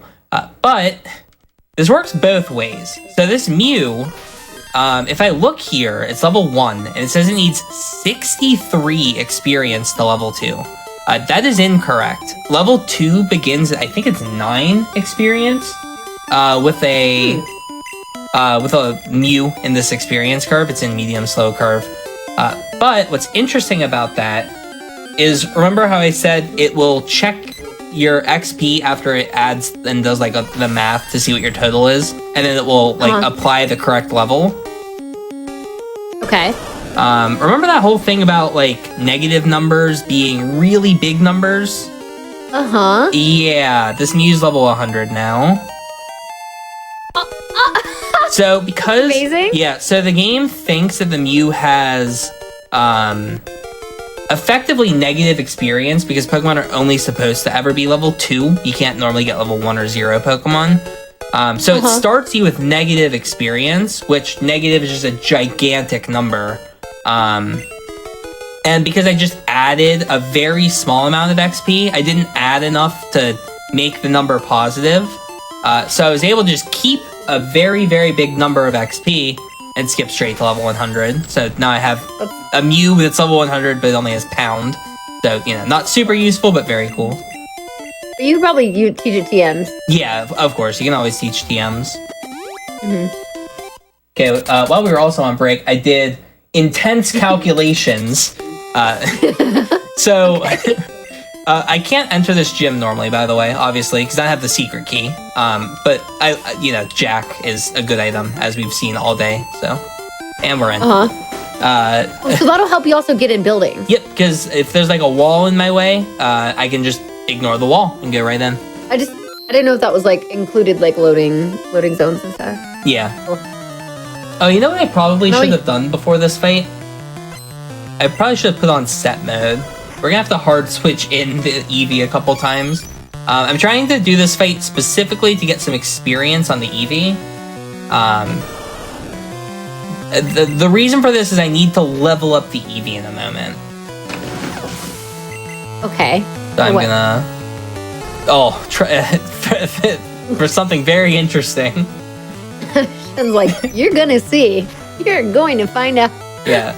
Actually, I can... it's probably more cool to, like, see it. I feel like with Gen 1, a lot of the time, it's more fun to, like, see it and then hear the explanation rather than hear the explanation. As long as we know what's going on by the end of it and how it works, it's always good. Also, feel free at any point to ask questions if there's something that you do want to go more in depth on. I don't think For sure. It's just like... One of my first questions I would ask is if somebody was going to pick up Pokemon Blue and learn something for their first speed run, what would you say would be the first glitch out of what you've shown to learn? Oh, that's interesting. So it definitely depends on what category you plan on doing. Like, obviously, some categories will use, like, some glitches more than others. Okay. Any percent. Any percent actually only uses item underflow. It's, like, the only main glitch that it uses. So you would want to get familiar with, like, the item underflow menu and, like, understand, like, which slots deal with what and, like, what values you need to look for in this. Because menuing this quickly can be kind of a challenge if you don't know exactly what you're looking for. Yeah, that makes sense. So, like, at any point, like, I know right where I am. Like, this is the map. So if I change this number, I'll warp to a different town. This is the a lot about text memorization. Pointer. Yeah, you just kind of have to, like, memorize certain parts of the item underflow menu. All right, the door's locked that I just came out of. Whoops. All right, and now this should be maybe here. What's the best spot for this? Trying to find someone who has, like, one Pokemon. That Dodrio is too scary. Let's just do some wilds. We'll just train up a bit. Okay. Gonna go on our little grinding here. We can't just use our, like, level 100s? It's the Eevee we're trying to get some XP on. Specifically the Eevee, right? Yeah, exactly. That's fair. Is Eevee in the lead? And how much do we need? Oh, that's not bad. 236. Okay, perfect. I'm gonna save because I don't want to mess this up after already grinding it this much. That's fair. None of these should give 236 XP, right? Vulpix gives a lot. I don't think it's 236. We'll find out. I think it's 214. 18 Vulpix? No way I'm wrong. Oh, even having to keep these numbers in mind. Fine. 160. So what are we up to now? 74, okay. I'll just keep saving as we get closer and closer. I know this is silly, but I need to specifically level up. So, Fu, how does Eevee evolve? Depends on the Eevee. You mean Gen 1? Yeah, even in Gen, like, how's Eevee evolve? Like, do you walk us through all the evolutions? Usually you give it a stone. Yeah, so any of the 3 stones would work, right? Usually. What for if a vanilla player?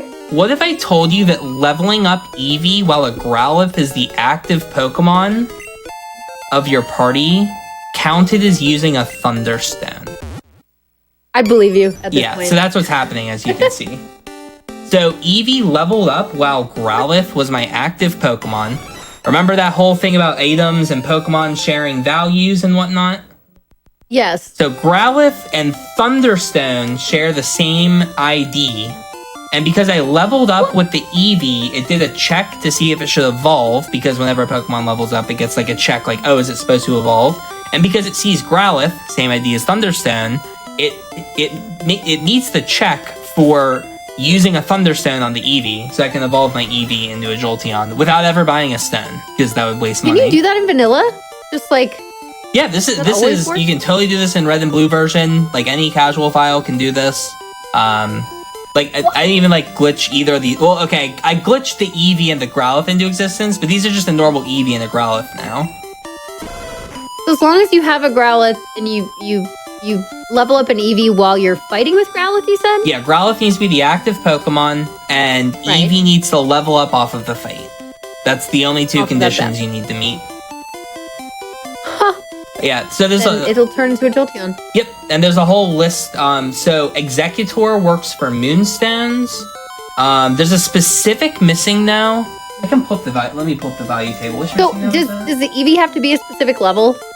It just needs to level up. It doesn't matter specifically what level it is. Oh my gosh, it doesn't matter what level. Yeah, any level would work. I was hoping I would get a Pikachu earlier in Viridian Forest, because that was level 3. It would have been really easy to just get it to level 4 and done the glitch that way. Yeah, it's missing though with the hex value of 20 would give you Fire Stones. Every missing though has its own value. They just all kind of look the same. Psyduck works for Leaf Stones, Growlithe is Thunder Stones, Onix is Water Stones. And that is the whole list of all the Pokemon. That's wild. Yep. Yeah, it's really interesting. It works for any stone evolution in this game. Is there really anything else to show off here? I'm gonna show off D-Sum, but I'm gonna do it in a spot that I'm used to. I just can't believe you can technically do this in just playing vanilla. Yeah, it's obviously patched in like later games, but for Red Blue, it totally just works.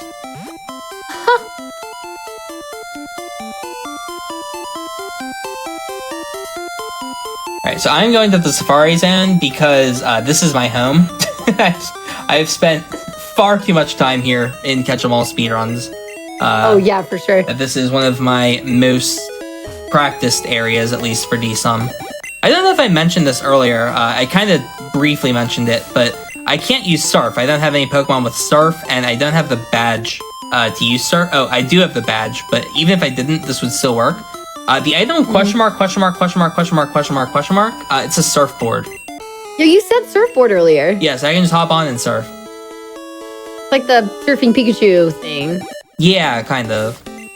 It makes me think that it was originally going to be like a surfboard item, and maybe there weren't going to be HMs, but it's like hard to say. Interesting. Okay, if this goes well, I'll look really cool. If this doesn't work well, I'm gonna look like an idiot. So we'll see how this goes. Right. So this is a trick called D-Sum manipulation. So every single Pokemon in the game has a value, in an area has a value. So this Execute, for example, it's a 10% chance to get this encounter slot. This is encounter slot 6. So each slot has a set of values, and the higher the number of the slot, the rarer the Pokemon. So this is a 10% chance. Slot 7 would be 10% or less, or slot 8 would be like 5% or something. Yep, exactly. So slot 7 is 10%, slot 8 is 5%, or 7 is 5%, 8 is 5%, 9 is 4%, and 10 is 1%. Is the 1%. Okay. Yeah. And then, slot 1 is 20, slot 2 is 20. Like, the early slots are very common.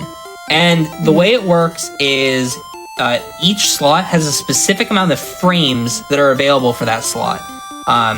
The D-Sum, which is the name of the trick, the cycle is 6.2 seconds. And then, 1.2 seconds is 20% of that. So the first slot, which is Nidoran female, takes up the first 1.2 seconds, and then it'll switch to the next encounter, which is slot 2, for the next 1.2 seconds. And then after that 1.2 seconds, it'll go to the next Pokemon, which is a 15%, which is about 1 second. And so on and so forth. Tauros only exists for 13 frames in a 60 FPS game. It's like a quarter of a second to get Tauros. But if I'm really good at the game, I'm going to try really hard here. I can D-Sum. Now, the problem is there's a couple random elements to this. First thing is I can't control when I get the encounter. And second thing is there's a random element that's added to it based off the encounter rate of the area. So the more likely it is to get an encounter, the more jumbled up it gets. I was one slot off, so this is the 5% for Venomoth. Oh, wow. Okay. So if you're doing this trick, you'll see a lot of very rare Pokemon. Yes! I got it. There it is! So, oh my gosh. And this is what you do for the catch-em-alls. Yeah, so in the catch-em-all, I would... there's no way I caught it! That's actually so absurd that I caught a Tauros that fast. That would have gold split my Tauros split in any 124 run. Are you mad? That's so sick. I'm already happy with that 124 time. It doesn't matter. It's just really funny that I got it. That's a 1 in 16 per ball. Tauros is 78% per turn to run away. And typically you have to get about 13 of them before one gets in the ball. That's so funny. Whoa. But yeah, that's the fastest anyone's ever caught Tauros right there. Woo! Like 3 encounters in the ball. But yeah. Woohoo! What I was doing while I was like figuring out the Tauros was I saw I got a Nidoran female. So I knew I had to wait about 3.5 seconds to line it up with the rare slots. Then I got another encounter. It was Venomoth, which is 1 slot late. So then I knew the value was very close to Tauros. I knew it was just a few frames off. So I only had to wait about 1 second because all these numbers you kind of just have to know, like, if it's this slot, you wait this much time and so on and so forth. And then because I got the Venomoth, I was more accurate because it's a rare slot. There's less variance of which part of the second it was on. So then I was able to use that information to get the Tauros encounter. And then I just did a 1 in 16 first try, which is very cool. It was kind of absurd to get the Tauros caught. So you ended up looking super cool. Yeah, very cool. That was actually really sick. I was very worried I looked like an idiot, but I look like I'm so cool now. It's like really sick. You got cool trainer out of 10. Yeah, seriously. Oh, Cool Trainer worked too. Man, this has been just like the spiciest glitch exhibition. Like everything working. Swanky. I thought this would take a lot longer to get through Gen 1, but that's like pretty much all I had for this game, honestly. Oop. Well, we have this could give us a perfect amount of time for BDSP, which is awesome. Yeah. And then we have extra stuff to do if we have time left over, but it'll be up to you. I feel like getting through the 2 of these will be great. That's awesome. Okay, wait, before we swap, can you beat the game really fast? How do we do it? Oh, okay, yeah. I feel like that's something we should show off. Yeah, sure, let's beat the game. So remember how all the maps have different values? Yeah, and tell us how to do it. Yeah. Oh, man, I haven't done this in a while. Hold on, let me think. Just real quick, just beat the game real quick. Oh, I'm gonna look so stupid. I don't remember the value. Do we want to look it up? Should I look it up? No, I'm not a wimp. I think it's blue. this. Okay. Why is it blue? I changed. So one of the slots is the screen brightness. I made because the screen brightness is normally 0. So it's Ultra Ball X 0. I changed the screen brightness to 8, which looks like this. Just because I'm on map 8, which is is it 8? No, it's 6 for Celadon. I changed the brightness to 6. Because I needed the Ultra Balls that were in screen brightness because this value allows me to get to the value I need to warp to the end of the game. And brightness isn't a slot that's gonna mess with anything if I swap into it. So I won't like crash the game by like messing with dangerous values. Okay, so right now if I toss this is 155. Yeah, this is 155. Is it 17 more to 8? I think it's 17 more? This could go really... There's no way it's just this. Yeah, BDSP is Brilliant Diamond Shining Pearl, but I'm a little behind the chat. We're sending it? That's incorrect. Okay. That doesn't look right. I think it ends in an 8 that you toss. Is it one? Oh, it's... I know it is. It's not value 138. It's toss 138. That's probably what it is. That's why I'm probably thinking it's 138.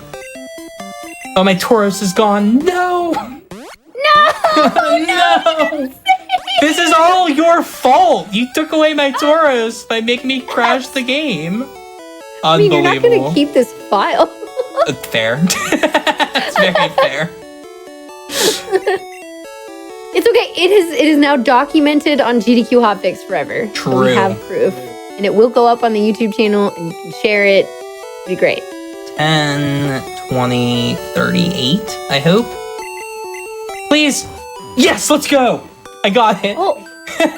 I'm in the Hall of Fame. Woohoo! I know it might not look it? like it, but I am. Yeah, that's Hall of Fame. That's it. We did it. Good job. Hey, new world record. You beat it. Let's go. Oh, the whole team has to come across here before the credits start. I forgot I had like 6 Pokemon on me. Normally you would deposit everything to have just one. Gotcha. Yeah, but that's the Gen 1 part of the exhibition. Hope that was fun. Perfect. Awesome. I didn't realize how close we were to like swapping over. But yeah, I was kind of using the break as like a guide because I think it was about half an hour since then. yeah. What are we at now? Correct. Yeah, about that long. Wasn't the whole joke that the timer was gonna be 1 second ahead of the estimate, but you gave me a 1 second estimate? How am I supposed to be the 1 second estimate, Richard? No, it's negative. Oh, I didn't see the minus. Okay, never mind. Yeah. I have all. Thank you, Richard. Oh, that's much better. I didn't see the minus. That's perfect. Okay. Oh, God. Alrighty, so alright everybody, we are gonna be swapping over to some Brilliant Diamond Shining Pearl. Which version are you gonna be showing us? I'm on Brilliant Diamond. Okay, we're doing Brilliant Diamond. Okay, sweet. Okay. In that case, I'm gonna let you get set up. Well, I'm sorry? I was gonna say, are we gonna cut so I can swap over and have Richard have some time? Okay. We are gonna take a quick break so we can get all of our stuff swapped over for you all. So as soon as we get back, it'll be a quick break. Don't worry, we're just swapping over really fast, and then we will be back with some Brilliant Diamond glitches. Please stick around. If you like Pokemon, it is far from over. We have plenty to show off in the other game. It's a whole other game of glitches. It's gonna be amazing. And if you've enjoyed Shen's commentary so far, which I certainly have, it's been very fun, then you'll want to see the rest of it. So we'll be right back. Stay here. We're just swapping, and we'll see you back in a minute.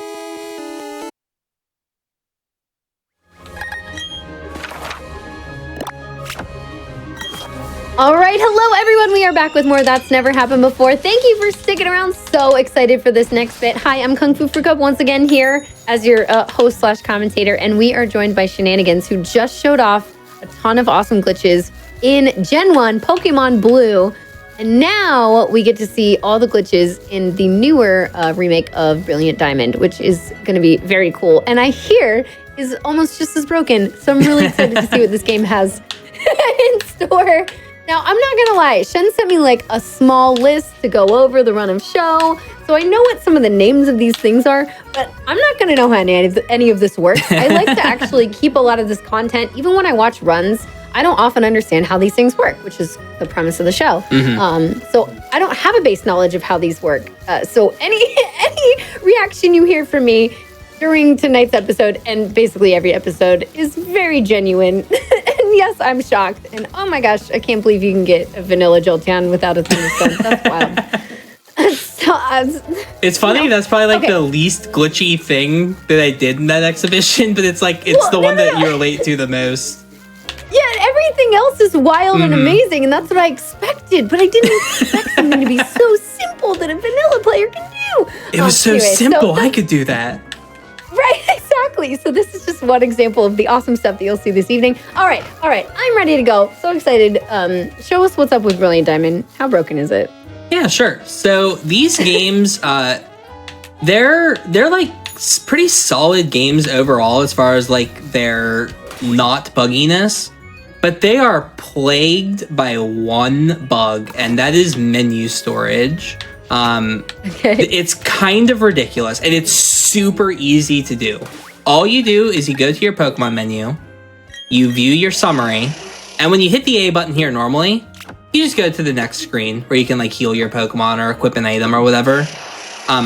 But for whatever reason, if you hit the A button on like back-to-back frames, it's not like frame perfect, but like within a couple frames of each other. I missed it.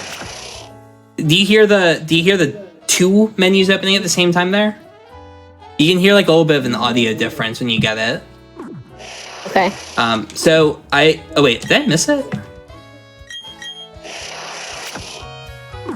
That should have worked. Am I hitting the wrong button? I hope it, no, I didn't update. Hold on. Oh, I'm using the wrong button. Yeah, I'm using the wrong button. Okay, sorry, I don't usually use a Pro controller. I'm using it for this. There we go. So you hear how the going into this menu sounded different? I've opened up 2 menus. So when I back out here, see how I have a menu over top of the menu? Oh. Uh-oh. Yeah, this is obviously not intentional. And when I back out of the menu that's over top of the menu, what happens is when you back out of the menu, it returns your controls to you. Because I backed out of the menu, I can move around now. And this is very not intended. You're not supposed to be able to move around with the menu open. And there's all kinds of stuff that you can do with this. One of the things that you can do, so this is menu storage. So this is gonna be kind of like the baseline of what we're doing with a lot of these glitches, is this very simple menu storage. I'll show it one more time. So you go into the Pokemon menu, you select a Pokemon, and then on the summary screen, you just hit A twice really fast. I use 2 different buttons. I just hit AR. It's that simple. You just hit A and R basically at the same time. So R does the same thing? Yeah, because R is A. R inputs as if it was the A button. Oh. And then you can just back out of the menus. And now I have the menu in the overworld. And you can layer these. You can get like 2 menu storages at the same time. You can get like 3 at the same time. You can get like 4 at the same time. You can just get a bunch of menus like all storaged on top of each other. And that leads to a bunch of weird stuff. B at this point. I mean, if you just back out of this, you hit B and then it'll just everything's go back to normal, yeah. Okay. But you can do some broken stuff with this. So the first thing I'm going to show off is door storage. You see this door right here? To the right, I can do this to make it, oh, not that. This to make it a little bit easier to see. See this door right here? Yeah. We're going to use this door. So I've canceled going in the door by backing out of the menu. And now the game thinks I'm in a state where I'm entering the door. And that causes a lot of weird things to take place. So see, these trainers are normally running in a circle. They are frozen now. This spinner, she would normally hit us, but we can just walk past her now. You are a trainer I have not battled yet. We can just walk right in front of you. This guy normally runs around, no longer wants to fight us. These twins would fight us, but we're in the menu storage state. This jogger doesn't hit us. Can you do this from the very beginning of the game, or no? Yep, you can do this from basically as soon as you get any Pokemon. And this is why the game is as broken as it is from like a speedrunning perspective. As soon as you get the starter, you can menu storage and like run all the way to Jubilife without fighting any trainers, without going through all the cutscenes. You can just run right past everything. Unfortunately, I'm going to crash the game because I didn't. I don't want to save when I'm doing any of these by accident. Also, this is terrifying. See this button right here? This is download. Yeah. My heart. Every time I click on this menu, I need to go very slow. I do not want to download the update. This is only possible on version 1.1.1. I think it's 1.1.1. It's a very awkward to get version. Gotcha. Yeah, I think it's easy to get on whatever it's called, the physical copy, but I have download, so it'd be very hard to get 1.1.1 on download again if I ever got rid of it by accident. Gotcha. So if you grab a physical copy, it's easier to stick with that. Yeah, because you can just like down patch to like the base version of the game, and that would be 1.1.1. Oh, that's a bit of foreshadowing that I'm in the daycare. We'll just move on for now.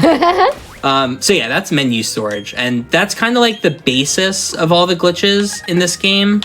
So let's just go show off some of the fun stuff you can do with it. So that was door storage, the first thing I showed off. We'll be using that later for a couple things, but that was just kind of like to like show off an example of it. So let's head over to, we need Surf for something I want to do later. So let's go beat Fantina to get Surf. All right, chat, I'm gonna need some help here. I'm gonna need a lot of help for this one. Okay, how can I help? All right, so question: what is 3 plus 5 plus 7? Is it 2, 16, or 5? It's not 2. 3 plus 5 plus 7, 8, 15. Yeah, 3 plus 5 plus 7. 15. 15. Thank you. Yeah, we did it. Good.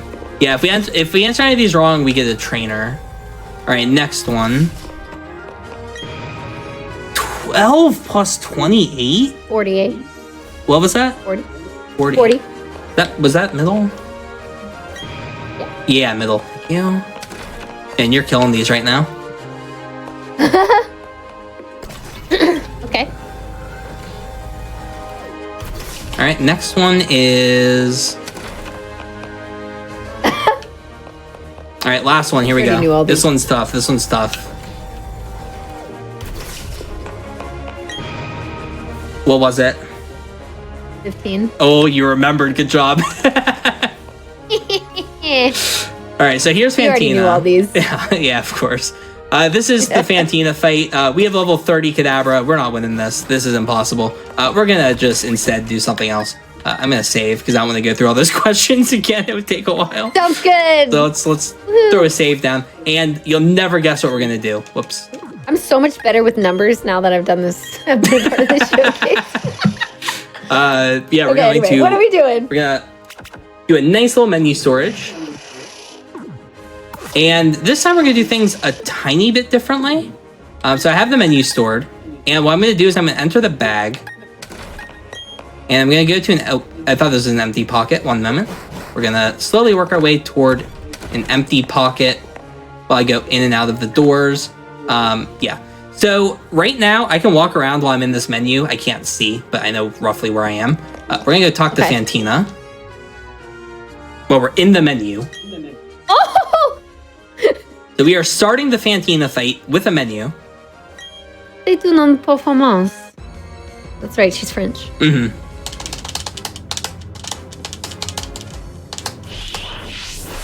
All right, and may look a bit strange, but the Pokemon are being sent out.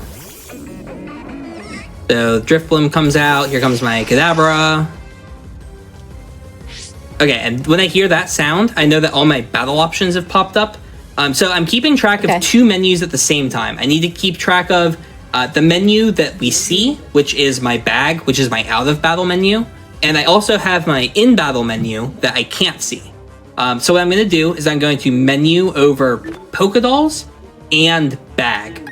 So I'm over bag on the battle menu, and I'm over Pokédoll on the out-of-battle menu. They're going to let you run. It is. So our objective here is to use the Pokédoll to escape the fight. So I'm going to hit the A button on the Pokédoll, and that opens this is my in-battle menu of all my items. And as you can see, there's no Pokédoll. But I'm going to close out of this and see how it says use this item. Yes. Because I flashed my items in the battle, when I hit the A button here, it's going to pull up my item menu within the battle. And at the same time, it's going to use the Pokédoll. And it's going to allow me to use the Pokédoll to end the fight with Fantina. So I'm going to hit yes. And then maybe does the game just assume that any ending of a fight is like a win? Is a win. I am dumbfounded. Me too. Like... So yeah, we're able to just skip past Fantina by doing that. Now, I had to open up the bag again, otherwise the game would crash. It's not like super stable. This is like very janky. But she gives us the relic badge while I'm in the menu here, and we get some stickers, very fun, and some TMs, very very fun. And once she stops talking, I'm free to walk through the door. And then close the menu storage. And that is how you can beat any trainer in this game without fighting them. Does it use up your Pokédolls? It does, yeah. You have to buy Pokédolls to keep it up. Okay. Yeah, you also don't get any experience for winning the fight. But yeah, I had to do this fight to get Surf. That was the objective of that. Okay. So funny. Yeah. There's so much like silly stuff you can do in this game.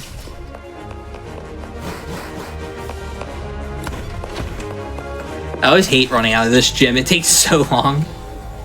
So many elevators. So many platforms and yeah. things. All right, we're out. Oh, I can save on this now, right? I did this quite a few times to make sure everything worked. I kept having to like not save before testing the next part. Oh, but yeah. now I can save every time I finish something. Now you're good. Cynthia! Everybody loves Cynthia. Yeah, I love the sprites in this game. They're very cute. I like how they did the artwork. Oh, I need to save. Yeah, they did. Yeah, I think they did a good job as well. Yeah. All right, this is probably gonna be. I would expect your favorite thing you've seen so far. Okay, great. Where do I want to go for this? I want to pick somewhere decent. Celestic's probably pretty good. I don't really think this through very much. This is probably a good spot for it. There's a lot of places I could do this. We'll just pick here for now. Okay, so all we need for this is water and a door. That's all we need. Okay. You're never gonna guess how this starts. Menu storage. Of course, yes. Oh, I'm so smart. Yep, and you remember that door storage from earlier? So normally it's hard to like get the door action. Like once you cancel it to resume, it's usually pretty difficult. But there is something that we can do to resume the door action, which will put us in the house. Because normally what happens is you would soft lock after you do a door storage, unless you like do a double menu storage and then save the game. But what I can do here is a door storage. So I've stored the door animation, and let's just surf on the pond. Okay. And here we go. Isn't it so peaceful? And that's not all. What? What? What? We're just going. Fly, my majestic barrel. How far can... Oh, do you get stuck there? I was going to say, how far can you do this? In theory, I can go basically anywhere with this, because there's ways to gain height. It's just kind of complicated. Oh my gosh. Can you show... How does the gaining height mechanic usually work? I should probably pick a better spot. I'm realizing now that this is going to be a problem. No one's going to be able to see, because I forgot to get defog. I should have gotten defog. Oh no! It's fine. We'll go somewhere else. Where's a good spot to do it? This is probably pretty good, right? Yeah, let's go here. This will actually work really well. Wait, this is way better than where I did it before. So okay, this is way cooler. I'm happy I thought of this. Okay. I hope this works. It's probably high enough. I'm gonna risk 2 tiles in the grass. Do you think I'm going to get an encounter? Yes. All right, let's go.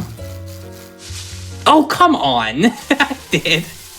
It's like 1 in 10 to get an encounter there. Hey, you're the one that said yes. I did. I feel good that I was right. Oh, actually, I'm making another encounter. I kind of want to show off a cool menuing trick in this game. This is on pretty much all of the Switch games. It's actually, this is used in speedruns. It's kind of how you menu in these games. It's really cool. Okay. So like, let's say I want to use an item, right? See how bag is down 2? Like down to bag? You would hit like down, A, right? To go to the bag. Okay. Something else you can do is this. You can double input. See how it like instantly goes to bag? You hit down on the D-pad and the control stick 1 frame apart. And you can do like really fast menus with it. Like you can instantly go to the bag, basically. And then like if I want to use an item that's like down 2 here, see how fast you can use it? There's like really cool menuing trick for these games. Menuing is like really fun on the Switch games because you can do a lot of these like double inputs to save a lot of time on your menuing. Right, the A and R together, that's really cool. Mm-hmm. Yeah, you can do like 2 different buttons for A presses. Yeah. Okay, here we go. As you see, there's a door and water. I wonder what is about to happen. I wonder. I don't know. You better do it and show me. We can find out. I just have to hit B like 25 times. 1 moment. All right, here we go. I kind of want to... Oh, wait. No, this one doesn't matter, right?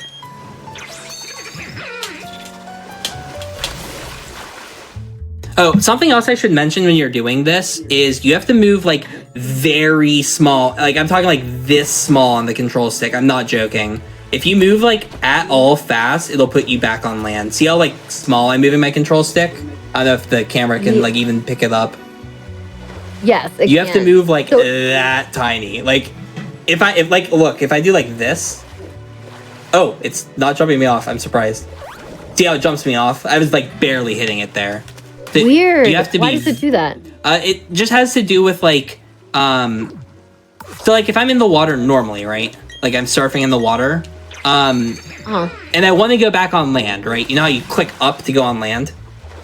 Yeah. But, like, you see how I'm not going on land? I'm bonking. Okay, I'm bonking. At that angle, it put me back on land, right? Okay. So you have to stay within that margin. So, like... Bonk, bonk, bonk, bonk, bonk, bonk, bonk, bonk, bonk, bonk. Eventually, right there. See how far my control stick's pressed? Yeah. That's the limit. So you have to... most of the way. Yeah, it's like, it's reasonable to move around like this, but it's very awkward. Right.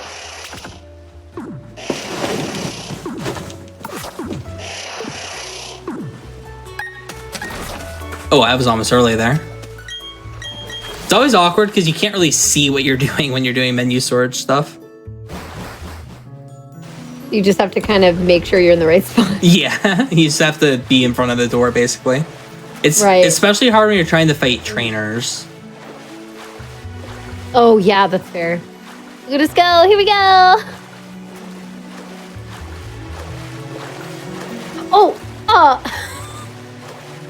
Just trust in the Bidoof. Trust in the Bidoof. Just believe. The Bibarel. Just trust.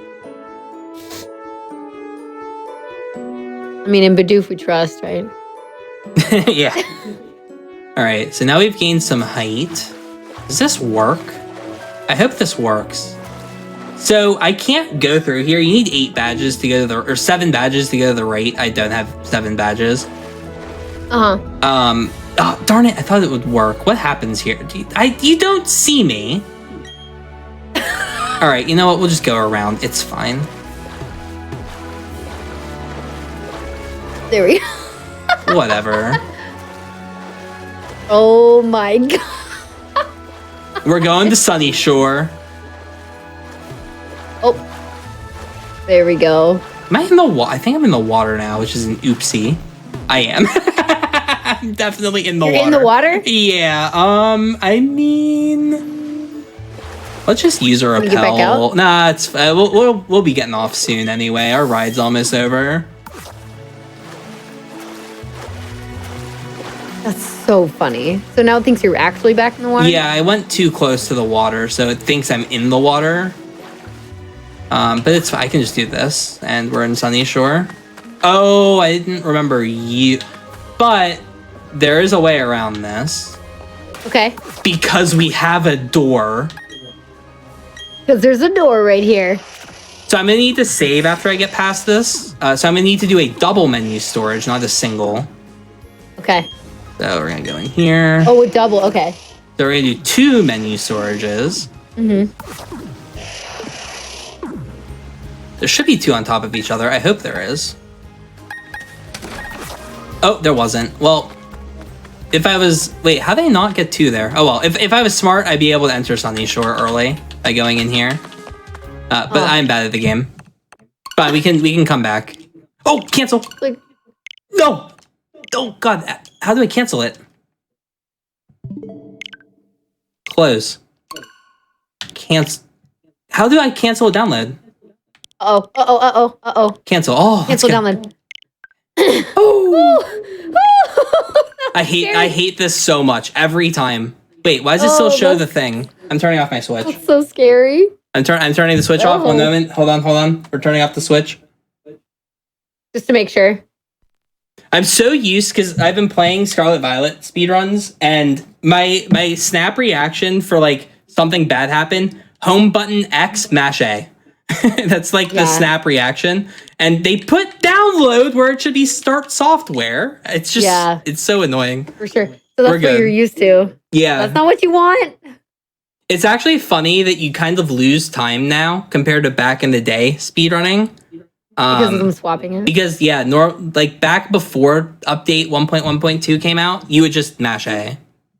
Right. But now you have to hit up every time. Yep. So it's like a fraction of, a sec. It's like half a second, but still. That can be important for sure. All right, well, if we don't have menu storage, we're going to have to switch to Shining Pearl. That's why I have both versions. If it somehow did the download. I don't think it did. Oh, okay. It would be very funny if it downloaded that quickly. I don't think it could have. I don't think so. Okay, I heard the sound. I think we're okay. Yeah. Yeah, I'm on the definitely bike. I've never done this on the bike. Is it going to work? It takes you off the bike, I guess. That was very weird. So weird. I guess it would take you off a bike if you're going in a house. Yeah, true. I guess that's right. Or in the water. Yeah. So either way. Yeah, because normally I just play the animation before you go in the door. Whew. Thank goodness we're good. Yeah, we got our nice little barrel. Oh, I guess I can show off. So here's a trick that we use to gain height. So like, let's say I want to gain a little bit of height down here, right? And there wasn't a door around. Thank God for ball capsules. You can design a pretty Pokeball. Like, look how pretty this is gonna be. Wow. I can put some like music notes on. Oh, look at this. Perfect. Oh my god. Yeah, and then go with that, I guess.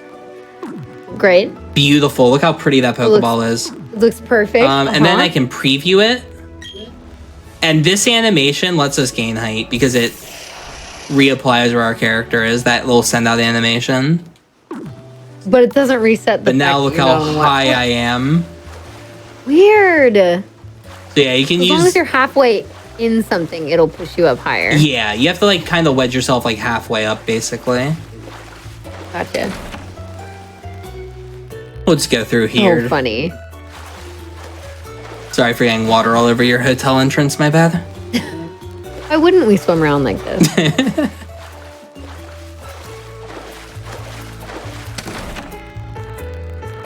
I think this is just how it is. It's always unfortunate when you enter a building when you're in the Bidoof thing, because I just love the peaceful surf music the whole time. Yeah? But once you enter a building, it goes away.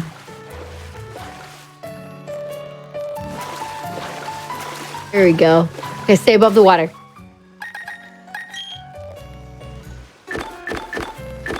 I'm gonna do what I just should have. Where's repels? Okay. What's R button? This one? We'll just save. I want to get to Sunny Shore because it's cool to show it early. Okay.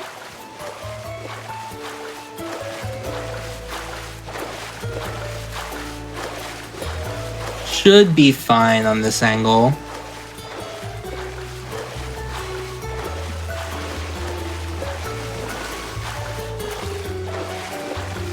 Yeah, now we can just go right here. And they won't see us. And early Sunny Shore. That's sick. Oh. Oh yeah, The Flint. the Flint cutscene. This is the weirdest angle. Yeah, normally you're higher up than this. It's fine. There wasn't even anybody there. Yeah, then you can use like ball capsules to get higher up in here. Oh, right. Because I'm going to go up. Yeah, because we want to get higher up. Yeah, see how like my head's barely sticking out? Yeah. As long as any part of your character model is sticking out of the ground, it should snap you up to that height. That's like how this works, basically. You still have to do it a few times in order to get all the way up. Yeah, but now that you see I've kind of like inched my way up or whatever. Yeah. Do it a couple times, get some height. Get all the way, the rest of the way up. And now we can continue our exploration. to the gym.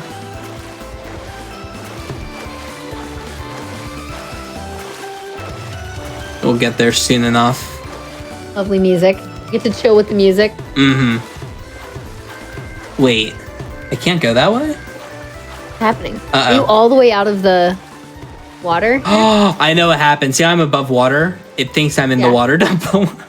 Oh, you're back in the water. It thinks I'm down below right now. Because I went above water. Yep. How do you fix it? It's fine. Like, I could always just set it up again here. Oh, that's right. Just turn it off. Mm-hmm. Now we're good. Here we are. Yeah, so that's how you get to Sunny Shore early with Bidoof. So anytime you go over water, it's like, oh, that's water. Now yeah. you're in it. And it puts you in the water that you're above. That's so funny. Yeah, it's very silly. Oh my gosh. Yeah, you can use that to like go into like doors early and stuff like that a lot of the time. Right. Yeah, that is barrel surfing. Okay. One of my favorite glitches in like all of Pokemon. It's just so funny. It's very easy to set up. I adore it for sure. Yeah. I adore it for sure. All right, just in case anyone wants to know exactly how to set it up, all you need is a door and water and be on 1.1 of BDSP. There's gotta be water here somewhere, right? 1.1.1. Yeah, 1.1.1. There's gotta be water in this town somewhere, right? Come on. Hey, no, there's no water. They gated all the water. All right. That's very silly. They're not down toward the bottom. Now let's go back to Celestic. Okay.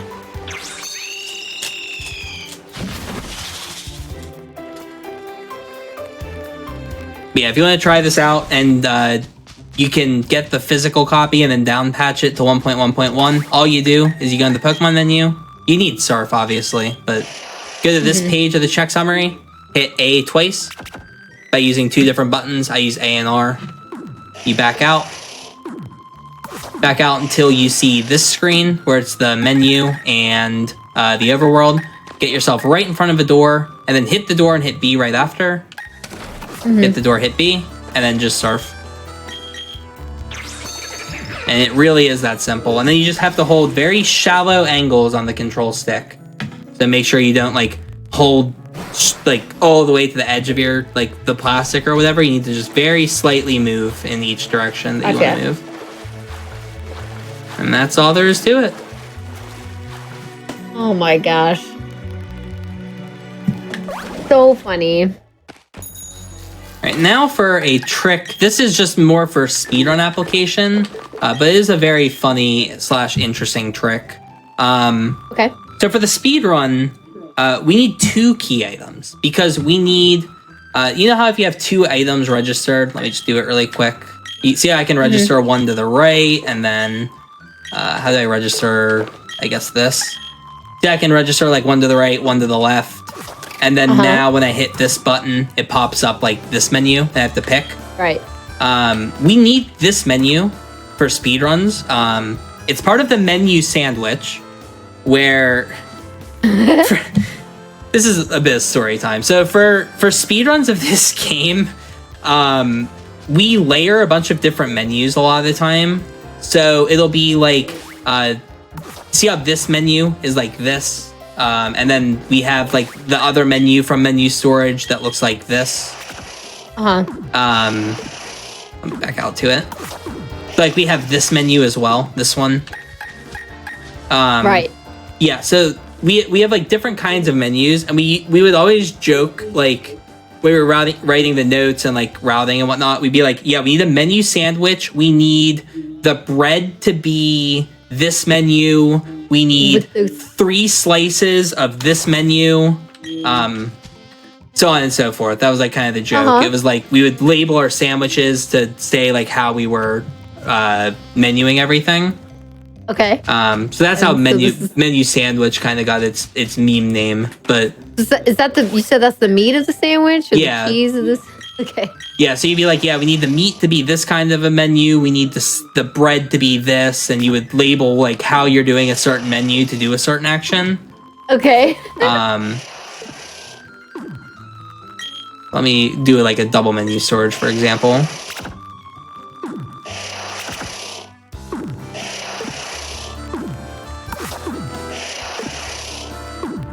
So right now, I can move around, and I have 2 menus stored. See how I have 2 stored now? So I have this one here. I'm moving around right now. You can hear it, right? I can go in, like, doors and whatnot. Uh-huh. But I have this menu stored, and then I also have this menu stored. To see, I can store several menus. You can do as many as you want. You could stack up like 30 menus if you wanted to. And there's applications for like why you would want to do that, but you don't normally need more than like 5 for anything. But there's different applications to each kind of like menu that you can store, because you can store like the key item menu, you can store this menu, and there's different like applications. So because of that, it got really confusing when we were like, yeah, we need 2 menu storages, 2 key item storages, 1 menu storage, a key item storage, and a menu storage. We were just like, yeah, bread, ham, bread. And then you would know like what that meant. Because it's like ham was the key items and bread was the menus or whatever. Right. All right. But anyway, I'm going to show how you get the... I love it. Yeah. So for the speedrun, what we needed was... We need 2 key items, because to pull up that menu, you need 2 key items stored. Right now, if I try and pull up the menu, see nothing happens. It's because I don't have 2 key items stored. And the fastest 2 key items was the old rod, which you can get immediately. And then the other one was like, it was the Explorer kit, which is all the way in Eterna City, and it's like really far away. You have to go through a route, the entire route, without being able to see it. It was like really tough. And then what we found was double register. So this is very silly. I'm excited. Anytime you're like, this is really silly, or isn't this gonna be normal? I know it's gonna be good. It's like so useless, but it saved like 20 minutes in the speedrun, and it's very funny. So I have a menu stored right now. So I'm gonna hit A on this. And then I'm going to press the X button to pull up my menu. And you can see how my cursor is still over, like, register or use this item on the back menu. Yeah, it says use this item, register, cancel on that menu behind this one. I see it, okay. So I'm going to go into this menu now. And I'm going to register the bike. Let's put it on top. Okay. So now I have the bike registered. And then you back out twice. And guess what I can do with the bike? Put it somewhere else. And that saves us 20 minutes in the speedrun. Why does that save 20? Wait, why? Because we needed we need 2 key items to be able to pull up this menu. Because if you only have 1 key item registered, it just uses the key item automatically. But now, because we can register the same item to 2 of these, we can pull up this menu. Because like here, I'll show you. If you only have if you have 1 registered, see how when it just puts me on the bike? It doesn't pull up that little menu that shows all the key items. So then pulling up the menu allows you to stack, which saves you other time, and that's how you save the 20. Okay, exactly. I was like, wait a minute, I feel like I got lost somewhere. Yeah, because we need 2 items registered, but we can just register 1 item twice, and it saves getting the second key item. That's so goofy. Yeah, it's one of the like funniest things that we found, and it literally cuts the speedrun like in half. It would take like 35 minutes, but it takes like 14. Because you're able to double register the old rod. Oh my gosh, that's so funny. It's okay, so you just do that right away. Old rod versus bikes, it doesn't matter. Oh, it doesn't matter which one it is. Yeah, it does not matter what key item you register. We just need to be able to pull up that menu that shows the key items. Right. Yeah. So one of the applications for the key item storage is it lets you gain height when you jump over ledges. You can like cancel it.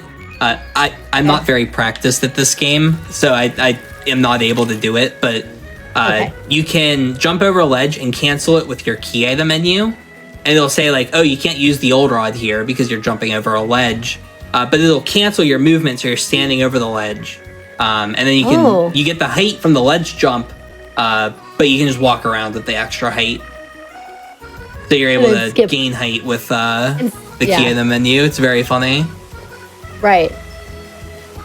All right, I believe it is time for some extra goofy stuff. So this is the first and only thing I'm going to show off that does not involve menu storage. This is not a menu storage requirement. So we're just going to head to the daycare here. The first thing... Oh, right, this is where we started. It is where we started. It's because I was practicing this to make sure I knew what I was doing. I'm so excited. Okay. Yeah, so I caught some Pokemon here. What's your favorite out of all these Pokemon? Monferno, Geodude, Ponyta, Kadabra, and Mime Jr. What's your favorite? Ponyta. Ponyta, perfect. And what's your least favorite? This matters too. I mean, it would be Mr. Mime. Mr. Mime Mime? Jr.'s not bad. You have to pick one. It's all on you. Well, let's do it. Let's do one of the Geodudes. One of the Geodudes works for me. The baby doesn't deserve to be. I don't know. It doesn't deserve what you think is going to happen to it. Yeah, I don't know what's going to happen. Okay. So yeah, this is kind of just a long series of menuing, but it all will kind of make sense as I go along. So the first thing you'll notice is, see how I have both of these Pokemon in the bottom right? See how they're both in the bottom right of the box? They need to be on the same spot of the box. It doesn't really matter what two Pokemon I use. So the first thing I need to do is register to my battle box one of these Pokemon. So see my battle box that says Team 1. I'm going to register Geodude to Team 1. So Geodude is now part of my battle team. That's for like competitive battles and stuff. That's all we have to do here for now, is register it. And we're going to go to the daycare. And yes, I would like you to take care of some of my Pokemon. And what we're going to do here is I'm going to go to box 5, and we're going to put Mime in the daycare. And normally what would happen, you can't, see how I can't put a Pokemon in the battle team in the daycare? It won't let me. Just for whatever reason, if I switch the boxes, notice how there's the check mark on the Geodude. It's letting me put it... On the Geodude now. It's letting me put it in the daycare, even though it's in my battle team. So now what I'm going to do is back out. Am I done? Yeah. 500 to leave one Pokemon. Yep. And it's my Geodude that's in my battle box. And that's not good. That's not something you should be able to do. And as you can see, if I look at my battle box here, do you see the thing in the bottom left? Yes. What? Not something you normally want. If I ever put my cursor over that, my game will crash. Yeah, that's not you optimal. Can't even cursor over it. Okay? Yeah, cursor over equals game crash. So now what I'm going to do is I'm going to register... You said Geodude you didn't really like? Sure. Okay. We'll register this Geodude. And you saw normally... You saw it went to slot 1 of the team earlier? Yes. Goodbye, Geodude. Yeah, and then you said you liked Ponyta? Yeah. Let's just put Ponyta here, and let's just check the summary of the Ponyta. And let's move a Ponyta to the box, and hey, we profited a Ponyta! That's 2! Oh my gosh! That Geodude's now a Ponyta! Whoa! So that's how you can clone Pokemon in this game.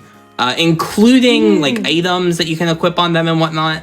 But yeah, that's literally just how you do cloning. But you have to sacrifice one Pokemon to clone another one. You have to delete one Pokemon. And so yeah, you basically turn a Pokemon into like a better Pokemon, basically. Yeah, yeah, depending on like your value of them, I guess. By the way, I shiny hunted in this game yesterday for like 3 hours. I wanted to delete a shiny, but I couldn't find one. My god! I tried really hard. I wanted to delete a shiny because it'd been funny. Oh, that would have been... You would have just... You're such a troll. I know. I tried so hard. I looked up how to shiny hunt. I got the chain like pretty high, but the chain broke. And I just didn't know what to do. I was like, I can't figure this out. Kat, you heard it here. Shen spent over 3 hours just trying to prepare a troll for this. I know. I tried so hard. Oh my gosh. But yeah. I'm not sure exactly what versions this is available on or if it's still available, but this doesn't involve menu storage, so this might still work. I wouldn't be shocked if it still works. Obviously, by the way, like if you're going to do this on your like actual BDSP file, like be cautious. Like I said, it crashes the game if you hover over the missing no. This is not very safe if you like aren't experienced with it. Like I crashed the game so many times doing this, so just be cautious. Yeah. Yeah. Now it's time for another fun thing. I need to grab a Pokemon out. You want to erase a shiny? Just think how funny it would be. People would have loved it.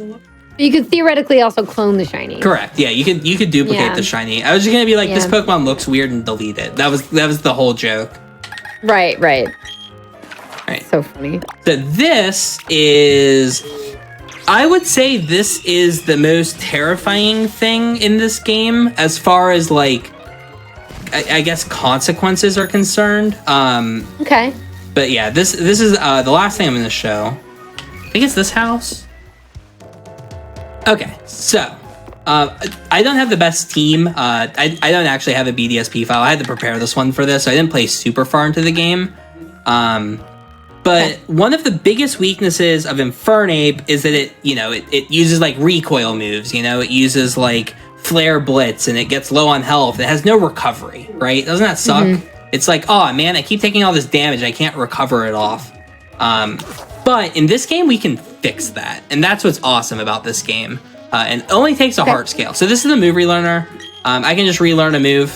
So like if I want, I can go in and, teach my Kadabra Psybeam or whatever, right? See, I can like go in and, select. And it's like, oh, what move should I teach? I can relearn any of these moves. I'm going to give up on that. Because we're going to do something a little bit different. So the first thing is, did I set up the party correctly? I did, okay.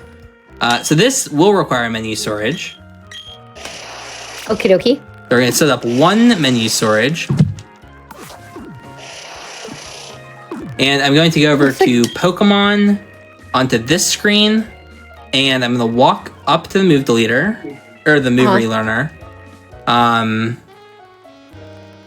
I'm not very experienced with this. I'm trying to remember exactly what to do. It's this, this, this. Okay, so now... in and then back out? What was that? So you went in and then back out and then over to boxes? Yeah, it's AABA.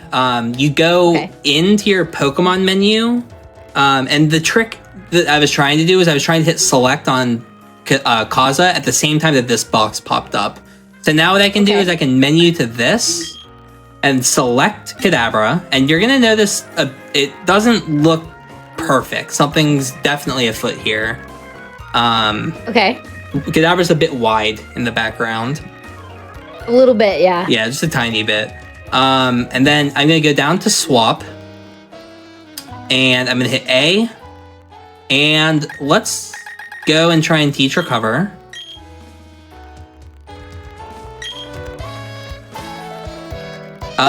So which move would I like it to forget? I'm gonna hit down and A, and you might notice this is not Kadabra's moveset, but I'm learning recover. Correct. So wide. Hey, look, Monferno learned recover, and now I can have an Infernape with Flare Blitz and recover. Weird. And you can do this with any move. Any move that any Pokemon relearns, including Sketch from Smeargle, you can do with this, with a heart scale. Interesting. So you can get literally any move on any Pokemon. In theory. Is this like used in any run category? No, it'd be too slow. Like again, if we're allowed glitches, there's way more broken stuff we can do than this. But sure, it's very interesting, and like the fact that this is in a Gen 8 game is like really sketchy because like someone could do this to one of their Pokemon and it's like you would barely ever know, right? Like if someone just used recover with Infernape against you, you might not even realize like, wait, that's not possible. It's not supposed to know this. Yeah, you just kind of think it's like fine. Extremely experienced, like, or like in competitive or speedrunning or something. Yeah, exactly. Wow. Yeah, there's so many weird applications of the menu storage in this game, and like there's so much cool stuff you can do with it. I love it. But yeah, I hope this is a cool example of some of the brokenness of BDSP, because these games are really fun. Yes. There we go. Hang on. I just have a little a little accessory for the end of the show here. A little something. Okay, cool. Say a little accessory for the end of the show. Yeah, don't worry about it. It's cool. Oh no. I don't know what's happening right now. It's all good. Do I need to open up the stream? Am I getting trolled? Do you draw a mustache over me? No. It's not you. It's not you. It's something that I own. Don't worry. You're good. So, all right. Is there anything left that you want to show off, or are we just kind of hanging out now? I mean, that's pretty much all I had planned. Awesome. Well, I mean, honestly, it's really perfect timing because, it's 1 a.m. We're hanging out 1 a.m. Eastern. So, you honestly, perfect estimate. You did a great job. Yeah, I've super enjoyed seeing both of these games totally broken apart. Oh my gosh. The B-Brawl swimming was just so funny. So I have a little homage to that. But yeah. That's fun. So wrapping things up, I appreciate you all joining us this evening. This has been so much fun. I hope you all have had as much fun as I have because I've had a really great time. And of course, I knew Shen would do a wonderful job showing off all of these glitches here with all of his expertise with Pokemon and all the experience. Dude, a decade of it. It's on the ground. It's so good. But yeah, let me see. Okay. But yeah, thank you all for being here this evening. Super appreciate Shen being on the show. As we wrap up, Shen, can you please tell everybody where they can find you, what you're working on, any upcoming runs, anything like that? Yeah, sure. I mean, you can just find me at twitch.tv/shenanigans_. You have to spell it wrong. It's an A, not an I. I've been working on Scarlet Violet, just speedrunning that, hopping around some fun categories, bit of any percent in there. It's been a lot of fun. I know you've been on the Scarlet Violet grind as well.